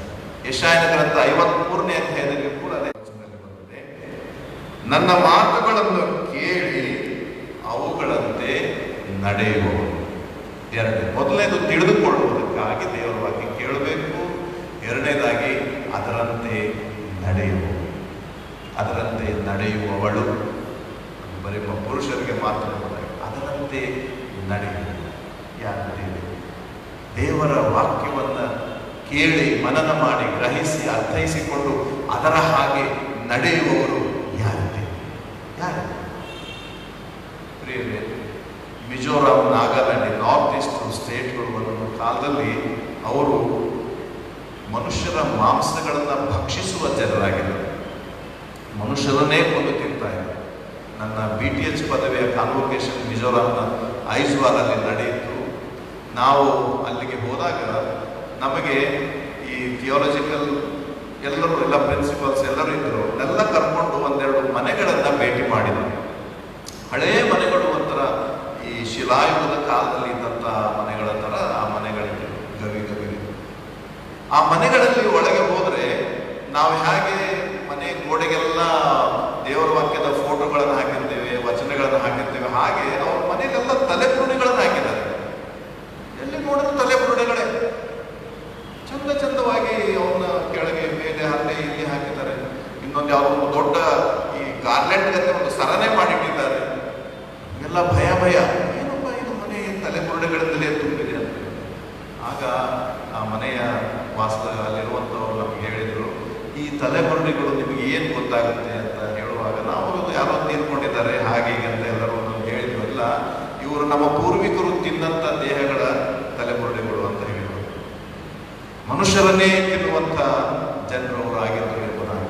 ಅಲ್ಲಿ ಅವರಿಗೆ ದೇವರ ವಾಕ್ಯ ಸಿಕ್ತು. ಒಂದು ಸಾರಿ ಒಬ್ಬ ದೇವರ ಸೇವಕ ಅವರನ್ನ ಬಹಳ ಕಠಿಣವಾಗಿ ಟೀಕಿಸ್ತಾ ಪ್ರಸಂಗ ಮಾಡ್ತಾ ಇದ್ರಂತೆ. ಇವರೆಲ್ಲ ಒಳ್ಳೆಯವರು ಆದ್ಮೇಲೆ ಪ್ರಸಂಗ ಮಾಡುವಾಗ ಬಹಳ ಟೀಕಿಸಿದಂತೆ, ನೀವು ನರಹಂತಕರು, ನೀವು ನರಮಾಂಸ ಭಕ್ಷಕರು, ಅಂಥವರು ಇಂಥವ್ರು ಎಂಬುದಾಗಿ ದೇವರ ವಾಕ್ಯ ಹಾಗೆ ಮಾಡ್ತಾರೆ ಹೀಗೆ ಮಾಡ್ತಾರೆ ಏನೇನು ಹೇಳುವಾಗ ಅವರಿಗೆ ತುಂಬ ಒಳಗೆ ಕುದಿತಾ ಇದೆ, ಎಷ್ಟು ಅವಮಾನ ಮಾಡ್ತಾ ಇದ್ದಾರೆ ಮನುಷ್ಯ ನಮಗೆ ಅಂತೇಳಿ. ಪ್ರಸಂಗ ಎಲ್ಲ ಆದ್ಮೇಲೆ ಅವರು ಊಟಕ್ಕೆ ಕೂತಾಗ ಅಲ್ಲಿ ಆ ಪಾಸ್ಟರ್ ಹೇಳಿದ್ರಂತೆ, ನೀವು ಪ್ರಸಂಗ ಚೆನ್ನಾಗಿತ್ತು, ಆದರೆ ತುಂಬ ಜನರಿಗೆ ಕೋಪ ಬಂದಿತ್ತು, ನಾನೇ ಹೇಳಿ ಕಳಿಸಿದೆ ಅಂತ. ಯಾಕೆ ಏನಾಯಿತು ಅವರು? ನೀವು ತುಂಬವಾಗಿ ಅವರು ನರಭಕ್ಷಕರು ಹಾಗೆ ಎಂಬುದಾಗಿ ಪೂರ್ವಿಕರ ಬಗ್ಗೆ ಮಾತಾಡಿದ್ರಲ್ಲ, ಅದು ಸ್ವಲ್ಪ ನೋವಾಯಿತು ಅಂತ. ಏನು ಹೇಳಿದ್ರು ಅವರು? ಏನಿಲ್ಲ, ನಾವು ಮೊದಲಿನ ಹಾಗೆ ಇದ್ದಿದ್ರೆ ಇವನ್ನೂ ತಿಂದ್ಬಿಡ್ತಿದ್ವಿ ಅಂದ್ರು. ನಮಗೆ ಆ ಸ್ವಭಾವದಲ್ಲಿ ಬದಲಾವಣೆ ಬಂದದ್ರಿಂದ ಇವರನ್ನ ಜೀವ ಸಹಿತ ಬಿಡ್ತಾ ಇದ್ದೇವೆ. ಒಂದು ವೇಳೆ ನಾವು ನರಹಂತಕರೇ ಆಗಿದ್ರೆ ಈ ಮನುಷ್ಯನ ಇಷ್ಟು ಮಾತಾಡಲಿಕ್ಕೆ ಬಿಡ್ತಾ ಇರಲಿಲ್ಲ, ಅವಾಗಲೇ ತಿಂದಾಕ್ಬಿಡ್ತಿದ್ವಿ, ಅಲ್ಲೇ ಪೀಠದ ಮೇಲೆನೇ ಹಿಡ್ಕೊಂಡು ತಿಂದ್ಬಿಡ್ತಿದ್ವಿ. ಅಂದ್ರೆ ಅವರ ಜೀವನದಲ್ಲಿ ದೇವರ ವಾಕ್ಯ ತಿಳಿದುಕೊಳ್ಳುವುದು ಮಾತ್ರವಲ್ಲ, ಎಂಥ ಒಂದು ಬದಲಾವಣೆ ತಂದಿದೆ, ಎಂಥ ಒಂದು ಬದಲಾವಣೆ. ಒಂದು ಕಾಲದಲ್ಲಿ ನರ ಮಾಂಸ ಭಕ್ಷಕರಾಗಿದ್ದ ಅವರು ಅವುಗಳನ್ನ ಹೆಮ್ಮೆಯಾಗಿ ತೋರಿಸುವ ಅವರು, ಈ ತಲೆಬುರುಡೆಗಳು ಒಬ್ಬೊಬ್ಬರ ಮನೆಯಲ್ಲಿ 50 ಇದ್ರೆ ಅವ್ರು ಅಷ್ಟು ಜನರನ್ನು ಕೊಂದಿದ್ದಾನೆ, 100 ಇದ್ರೆ ಅಷ್ಟು ಜನರನ್ನು ಕೊಂದಿದ್ದಾರೆ, ಅವರಷ್ಟು ಶೂರು ಎಂಬುದಾಗೆಲ್ಲ ಅವರ ಸೊಸೈಟಿಯಲ್ಲಿ ಇದೆ ಅಂತೆ. ಅವ್ರು ಆ ರೀತಿಯಾಗಿ ಯೋಚನೆ ಮಾಡುವ ಜನ ಇವತ್ತು ಅವರು ದೇವರ ವಾಕ್ಯಗಳನ್ನ ಹಾಕೊಳ್ತಾರೆ. ಇಡೀ ರಾಜ್ಯಕ್ಕೆ ರಾಜ್ಯವೇ ಕ್ರೈಸ್ತರಾಗಿದ್ದಾರೆ. ಅಲ್ಲಿರುವಂಥ ಪರ್ಸೆಂಟೇಜ್, ಕ್ರಿಶ್ಚಿಯನ್ರ ಪರ್ಸೆಂಟೇಜ್ 98-99% ಕ್ರಿಶ್ಚಿಯನ್ಸ್ ಇದ್ದಾರೆ. ಅವರು ಮಾಡುವ ಆರಾಧನೆಗಳು, ಅವರು ಹಾಡುವ ಹಾಡುಗಳು ಬಾರ್ನ್ ಸಿಂಗರ್ಸ್ ಎಂಬುದಾಗಿ ಕರೀತಾರೆ. ಅಷ್ಟು ಸುಂದರವಾಗಿ ಅವರು ಹಾಡ್ತಾರೆ, ಆರಾಧನೆಗಳನ್ನು ಮಾಡ್ತಾರೆ, ಅಷ್ಟು ಆಕ್ಟಿವ್ ಆಗಿ ಅವರು ಸೇವೆಯನ್ನು ಸಹ ಮಾಡುತ್ತಾರೆ. ಅನೇಕರನ್ನ ಸೇವಕರನ್ನ ಅವರು ಉತ್ಪಾದಿಸ್ತಾ ಇದ್ದಾರೆ. ದೇವರ ವಾಕ್ಯದಂತೆ ನಡೆಯುವುದನ್ನು ದೇವರು ನಮ್ಮಿಂದ ಅಪೇಕ್ಷಿಸ್ತಾರೆ. ಇದೊಂದು ಸಣ್ಣ ಸತ್ಯ, ಇದರಲ್ಲಿ ಏನು ದೊಡ್ಡ ಮಾರ್ಗವೇನಿಲ್ಲ. ಆದರೆ ಪ್ರಾಕ್ಟಿಕಲ್ ಆಗಿ ಮಾಡಬೇಕಾದಂಥ ಸಂದರ್ಭ ಬಂದಾಗ ನಾವು ಅದರಲ್ಲಿ ತಪ್ಪಿ ಹೋಗುತ್ತೇವೆ ಎಂಬುದರಲ್ಲಿ ನಿಸ್ಸಂದೇಹ. ನೀನು ದೇವರ ವಾಕ್ಯವನ್ನು ತಿಳಿದುಕೊಂಡು ಅದರ ಹಾಗೆ ನಡೆಯುವಾಗ ನೀನು ಬಂಡೆ ಮೇಲೆ ಮನೆ ಕಟ್ಟಿದಂಥ ವ್ಯಕ್ತಿಗೆ ಸಮಾನನಾಗಿದ್ದಿ. ಅದರ ಅರ್ಥ ಏನಂದ್ರೆ, ನೀನು ದೇವರ ಮೇಲೆ ವಿಶ್ವಾಸವಿಟ್ಟು ದೇವರ ವಾಕ್ಯವನ್ನ ಸರಿಯಾಗಿ ಅರ್ಥ ಮಾಡಿಕೊಂಡು ಅದರ ಮರ್ಮಗಳು ಗೊತ್ತಿರುವುದರಿಂದ ನಿನ್ನ ಜೀವನದಲ್ಲಿ ಎಂಥದ್ದೇ ಸಂಕಷ್ಟ ಬಂದರೂ ಕೂಡ ನೀನು ಅಲುಗಾಡುವುದಿಲ್ಲ, ನಿನ್ನಲ್ಲಿ ಚಂಚಲತೆ ಬರುವುದಿಲ್ಲ, ನಿನ್ನ ವಿಶ್ವಾಸದಲ್ಲಿ ಬದಲಾವಣೆ ಬರುವುದಿಲ್ಲ. ನೀನು ಅದೇ ವಿಶ್ವಾಸದಲ್ಲಿ ಅಷ್ಟೇ ಗಟ್ಟಿಯಾಗಿ ಸುಖವಿದ್ದರೂ ಸುಖವಿಲ್ಲದಿದ್ದರೂ, ರೋಗ ಇದ್ದರೂ ಆರೋಗ್ಯ ಇದ್ದರೂ, ತೊಂದರೆ ಇದ್ದರೂ ತೊಂದರೆ ಇಲ್ಲದಿದ್ದರೂ ಏಕ ರೀತಿಯಾಗಿ ಜೀವಿಸುವುದಕ್ಕೆ ಪ್ರಯಾಸ ಪಡುವಂಥ ವ್ಯಕ್ತಿಯಾಗಿ ಅದನ್ನು ಯೇಸು ಸ್ವಾಮಿ ಇಲ್ಲಿ ನಮಗೆ ಹೇಳ್ತಾರೆ. ನನ್ನ ವಾಕ್ಯಗಳನ್ನು ಕೇಳಿ ಅದರಂತೆ ನಡೆಯು, ಅಲುಗಾಡುವುದಿಲ್ಲ. ಬಿರುಗಾಳಿ ಬೀಸ್ತದೆ ನೋಡ್ರಿ, ಮೂಡದ ಮನೆ ಅಂದ್ರೆ ಉಸುಬಿನ ಮೇಲೆ ಕಟ್ಟಿದ ಮನೆಗೂ ಬಿರುಗಾಳಿ ಬೀಸ್ತು, ಮತ್ತೆ ಬಂಡೆ ಮೇಲೆ ಕಟ್ಟಿದ ಮನೆಗೂ ಬಿರುಗಾಳಿ ಬೀಸ್ತು. ಇಬ್ಬರಿಗೂ ಬಿರುಗಾಳಿ, ಇಬ್ಬರಿಗೂ ಅಪಾಯ ಇದೆ. ಒಬ್ಬರು ಆ ಅಪಾಯದಿಂದ ಹೊರಬರ್ಲಿಕ್ಕೆ ಆಗ್ತಾ ಇಲ್ಲ, ಅದರಿಂದ ಅವರು ಅದು ಬಿದ್ದು ಹೋಯ್ತು, ನಾಶವಾಗಿರ್ತಾರೆ. ಇನ್ನೊಬ್ಬರು ಅವುಗಳನ್ನು ಎದುರಿಸಿ ನಿಲ್ತಾರೆ. ಯಾಕೆ ದೇವರ ವಾಕ್ಯದಂತೆ ನಡೆ ಎಂಬುದಾಗಿ ದೇವರು ಒತ್ತಿ ಹೇಳ್ತಾನಂದ್ರೆ, ಕಷ್ಟ ಬಂದರೂ ಕೂಡ ನಿನ್ನ ವಿಶ್ವಾಸದಲ್ಲಿ ಬದಲಾವಣೆ ಬರಲಾರದು ಎಂಬುದಕ್ಕಾಗಿ, ತೊಂದರೆ ಬಂದರೂ ನಿನ್ನ ನಂಬಿಕೆಯಲ್ಲಿ ನೀನು ಅಲುಗಾಡುವುದಿಲ್ಲ ಎಂಬುದಕ್ಕಾಗಿ, ಕೊನೆಯವರೆಗೂ ಅಂದರೆ ದೇವರು ನಮ್ಮನ್ನ ಈ ಲೋಕದಿಂದ ಬೇರ್ಪಡಿಸಿ ಕರೆಯುವವರೆಗೂ ನಾವು ಅಷ್ಟೇ ನಂಬಿಕಸ್ಥರಾಗಿ ನಿಲ್ಲುವುದಕ್ಕೆ ಸಾಧ್ಯ. ಆ ಮೂಲಕವಾಗಿ ಅನೇಕರಿಗೆ ನಾವು ಕ್ರಿಸ್ತನ ಬೆಳಕನ್ನು, ಕ್ರಿಸ್ತನ ಉಪ್ಪಿನ ಸಾರವನ್ನು ಬೋಧಿಸುವರಾಗಿದೆ. ಯೇಸು ಸ್ವಾಮಿಯ ನಮಗೆ ಅದಕ್ಕೆ ಉದಾಹರಣೆಯಾಗಿದ್ದಾನೆ ಪ್ರಿಯರೇ. ಆತನ ಜೀವನದಲ್ಲಿಯೂ ಕೂಡ ನಾವು ಎಲ್ಲಿಯೂ ಕೂಡ ಪಾಯಿಂಟ್ ಔಟ್ ಮಾಡಿ ಇದು ತಪ್ಪು, ಇದು ಅಪರಾಧ ಎಂಬುದಾಗಿ ಹೇಳುವುದಕ್ಕಾಗುತ್ತ? ಸ್ವಾಮಿ ಸ್ವತಃ ಯೋಹಾನ್ ಸುವಾರ್ತೆ 8ನೇ ಅಧ್ಯಾಯದ 46ನೇ ವಚನದಲ್ಲಿ ಬರೆಸಿದ್ದಾರೆ. ಏನಂದ್ರೆ, ನನ್ನಲ್ಲಿ ಪಾಪವನ್ನ ತೋರಿಸಿಕೊಡುವವರು ನಿಮ್ಮಲ್ಲಿ ಯಾರಿದ್ದಾರೆ? ಯಾರು can point it out that I am A Sinner? ನಾನೊಬ್ಬ ಪಾಪಿ ಎಂಬುದಾಗಿ ತೋರಿಸಲಿಕ್ಕೆ ಯಾರಿಗೆ ಸಾಧ್ಯ? ಎಲ್ಲಿಯೂ ಕೂಡ ಆತನು ಕೂಡ ಇಲ್ಲಿಯೇ ಬಂದಿದೆ ಎಂಬುದಾಗಿ ಮತ್ತಾಯ ಸುವಾರ್ತೆಯಲ್ಲಿ ಧರ್ಮಶಾಸ್ತ್ರವನ್ನ ಅಳಿಸಿ ಹಾಕುವುದಕ್ಕಾಗಿ ಬರಲಿಲ್ಲ, ಬದಲಾಗಿ ಅದನ್ನು ನೆರವೇರಿಸುವುದಕ್ಕಾಗಿ, ನನ್ನ ಕ್ರಿಯೆಗಳಲ್ಲಿ ಅದನ್ನು ನೆರವೇರಿಸುವುದಕ್ಕಾಗಿ ಬಂದಿದ್ದೇನೆ. ಸಾಯುವವರೆಗೂ ಕೂಡ ಯೇಸು ಸ್ವಾಮಿ ಯಾವಾಗಲೂ ಧರ್ಮಶಾಸ್ತ್ರದ ನೆರವೇರುವಿಕೆಯನ್ನ ಗಮನಿಸುತ್ತಾರೆ. ನನಗೆ ನೀರಡಿಕೆಯಾಗಿದೆ ಎಂಬುದಾಗಿ ಶಿಲುಬೆ ಮೇಲೆ ಹೇಳಿದಾಗಲೂ ಅಲ್ಲಿ ಬ್ರಾಕೆಟ್ ಅಲ್ಲಿ ಬರೆದಿದ್ದಾರೆ, ಶಾಸ್ತ್ರದ ಮಾತು ನೆರವೇರುವುದಕ್ಕಾಗಿ ಆತನು ಹೀಗೆ ಹೇಳಿದ್ದಾರೆ ಎಂಬುದಾಗಿ. ಪ್ರತಿ ಹೆಜ್ಜೆ ಹೆಜ್ಜೆಗೂ ದೇವರ ವಾಕ್ಯ ನೆರವೇರುತ್ತಾ ಇದೆ. ನನ್ನ ಜೀವನದಲ್ಲಿ, ನನ್ನ ನಡತೆಯಲ್ಲಿ, ಮಾತಿನಲ್ಲಿ ದೇವರ ವಾಕ್ಯ ನೆರವೇರಬೇಕು, ನಡ್ಕೊಂಡು ಹೋಗಬೇಕೆಂಬುದಂಥದ್ದು ಯೇಸು ಸ್ವಾಮಿ ನಮಗೆ ಒಂದು ಮಾದರಿಯಾಗಿ ಮಾಡಿ ತೋರಿಸಿದ್ದಾರೆ. ಆತನ ಅನುಯಾಯಿಗಳಾದಂಥ ನಾವು, ಯೇಸು ಕ್ರಿಸ್ತನ ಶಿಷ್ಯರು, ಕ್ರೈಸ್ತರು ಎಂಬುದಾಗಿ ಕರೆಸಲ್ಪಡ್ತೇವಲ್ಲ, ಆತನ ಅನುಯಾಯಿಗಳಾದಂಥ ನಾವುಗಳು ದೇವರ ಅಪೇಕ್ಷೆ ಏನಂದರೆ ನಾವು ಆತನ ವಾಕ್ಯದ ಹಾಗೆ ನಡೆಯಬೇಕು. ಬೇರೆ ಒಬ್ಬ ದೈವಶಾಸ್ತ್ರಿ ಹೀಗೆ ಹೇಳ್ತಾರೆ, ಏನಂದರೆ, knowledge must become action, theory must become practice, theology must become life ಎಂಬುದಾಗಿ. ತಿಳುವಳಿಕೆ ಕ್ರಿಯೆ ಆಗಬೇಕು, ಸಿದ್ಧಾಂತ ಕಾರ್ಯರೂಪಕ್ಕೆ ಬರಬೇಕು, ದೈವಶಾಸ್ತ್ರ ಜೀವನವಾಗಬೇಕು ಎಂಬುದಾಗಿ. ದೈವಶಾಸ್ತ್ರ ಅಂದರೆ ಅದನ್ನು ಯಾರೋ ಓದ್ತಾರೆ, ಯಾರೋ ಪಂಡಿತರಾಗ್ತಾರೆ ಎಂಬುದಾಗಿದೆ. ದೇವರ ಬಗ್ಗೆ ಯೋಚನೆ ಮಾಡುವ ಪ್ರತಿಯೊಬ್ಬ ಮಾನವನು ದೈವಶಾಸ್ತ್ರಿಯೇ. Every single human being who thinks about God, he himself is a theologian. ಅವರೇ ಥಿಯಾಲಜಿ. ನಾವೆಲ್ಲರೂ ಕೂಡ ದೇವರ ಕಡೆಗೆ ದೇವರ ಆಲೋಚನೆ ಮಾಡುವರಾದ್ದರಿಂದ ನಾವೆಲ್ಲರೂ ಕೂಡ ದೈವ ಶಾಸ್ತ್ರಿಗಳೇ ಆಗಿದ್ದೇವೆ. ನಮ್ಮ ತಿಳುವಳಿಕೆ ಬರೀ ತಿಳುವಳಿಕೆಯಾಗಿ ನನಗೆ ಮಾತ್ರ ಇರದೆ, ಅದು ನನ್ನ ಕಾರ್ಯಗಳಲ್ಲಿ ಕಾಣಿಸಲ್ಪಡಬೇಕು. ನಾವು ನಂಬುವ ಸಿದ್ಧಾಂತಗಳು ಅವು ಕಾರ್ಯರೂಪಕ್ಕೆ ಬರಬೇಕು. ನಾನು ನಂಬಿದ್ದೇನೆ ಎಂಬುದಾಗಿ ನಾನು ನಂಬಿಕೆ ಕಾರ್ಯರೂಪದಲ್ಲಿ ಬರಬೇಕು.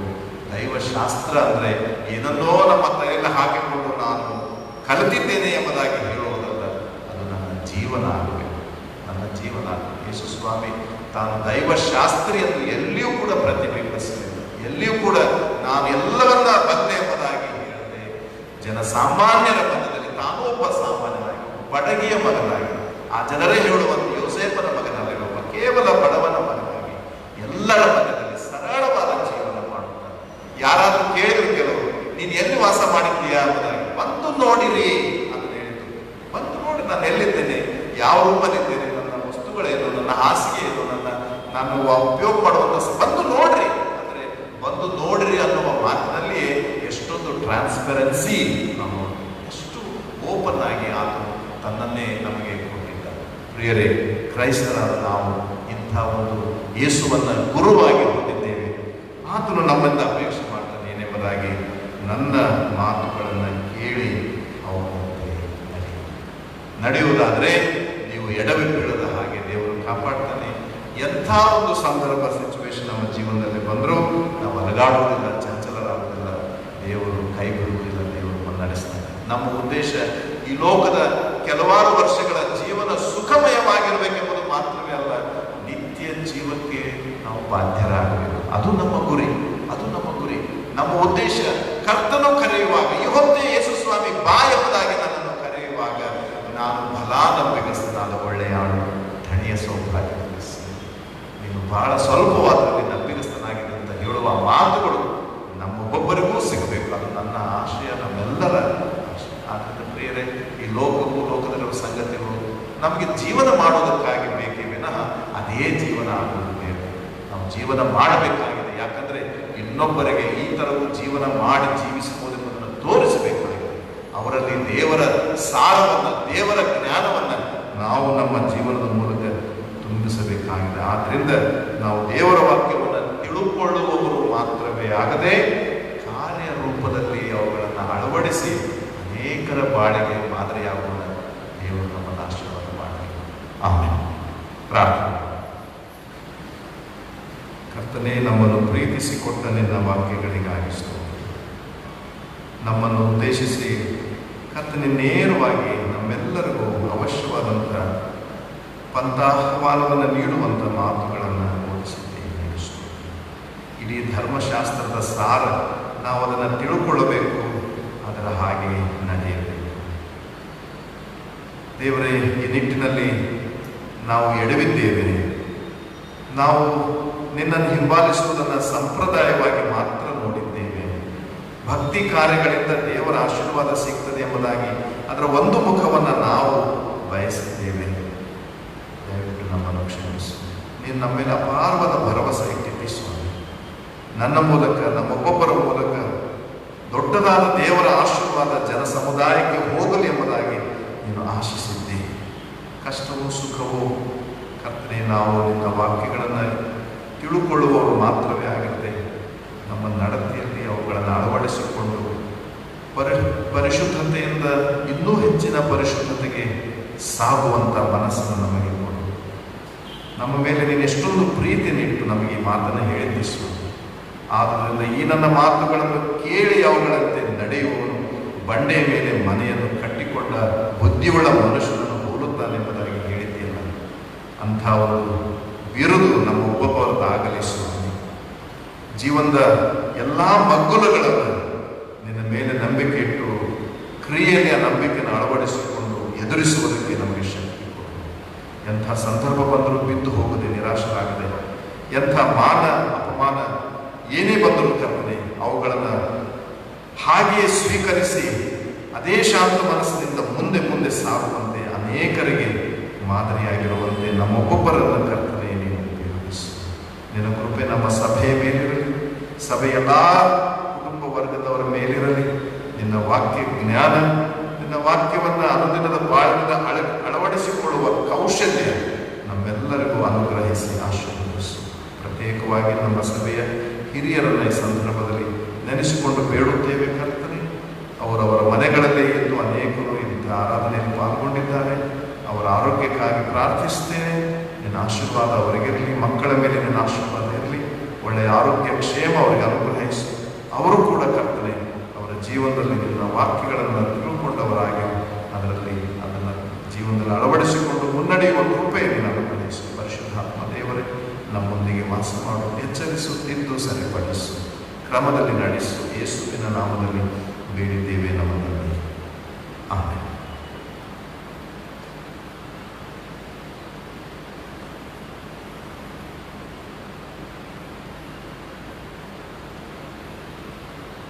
ನೂರ 62ನೇ ಸಂಗೀತವನ್ನು ನಾವು ಕಾಣುವ. 162ನೇ ಸಂಗೀತ. ಎಲ್ಲ ಒಳ್ಳೆಯ ದಾನಗಳ ಮೂಲಕರ್ತ ದೇವರೇ, ನಿನ್ನ ದಿವ್ಯ ಆಶೀರ್ವಾದ ದಯಮಾಡು. ನನಗೆ 1ನೇ ಚರಣ, 4ನೇ ಮತ್ತು 5ನೇ ಚರಣ ಮಾತ್ರ ಹಾಡಿಕೊಳ್ಳೋಣ. Oh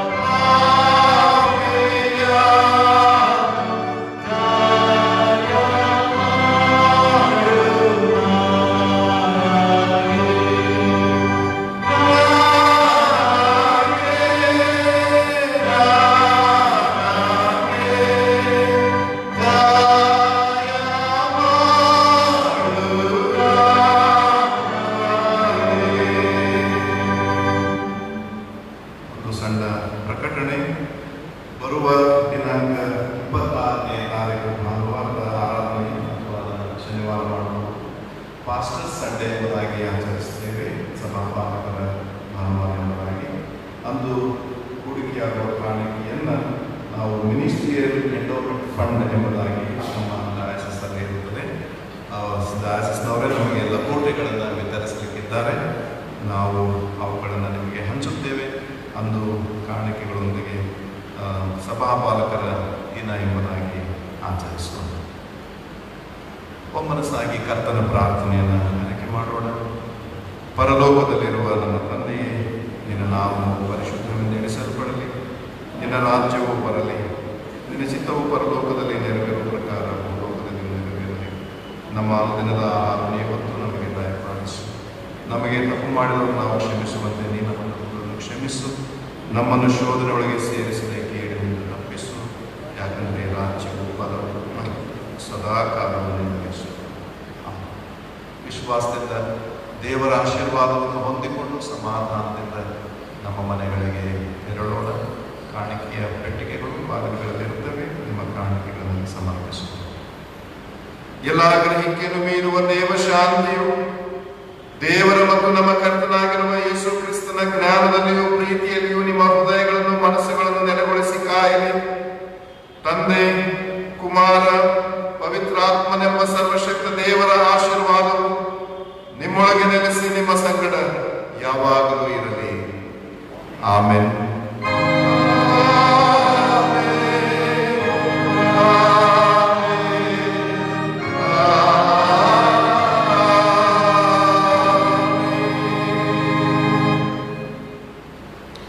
ಕೊನೆಯದಾಗಿ ನಾವು 204ನೆಯ ಸಂಗೀತ ಹಾಡಿಕೊಳ್ಳೋಣ. ನೀ ಬೇಕು ಸರ್ವದ ಉದ್ಧಾರಕ, ಇನ್ನಾರು ಕೊಡೋರು ಸುಶಾಂತಿಯ. ಶ್ರೀ ಯೇಸು ನೀನಗತ್ಯ, ಯೇಸು ನೀನಗತ್ಯ, ಕೈ ಚಾಚಿ ನನಗೀಗ ಸಹಾಯದ. 1ನೇ ಚರಣ, ಕೊನೆಯ ಚರಣ ಮಾತ್ರ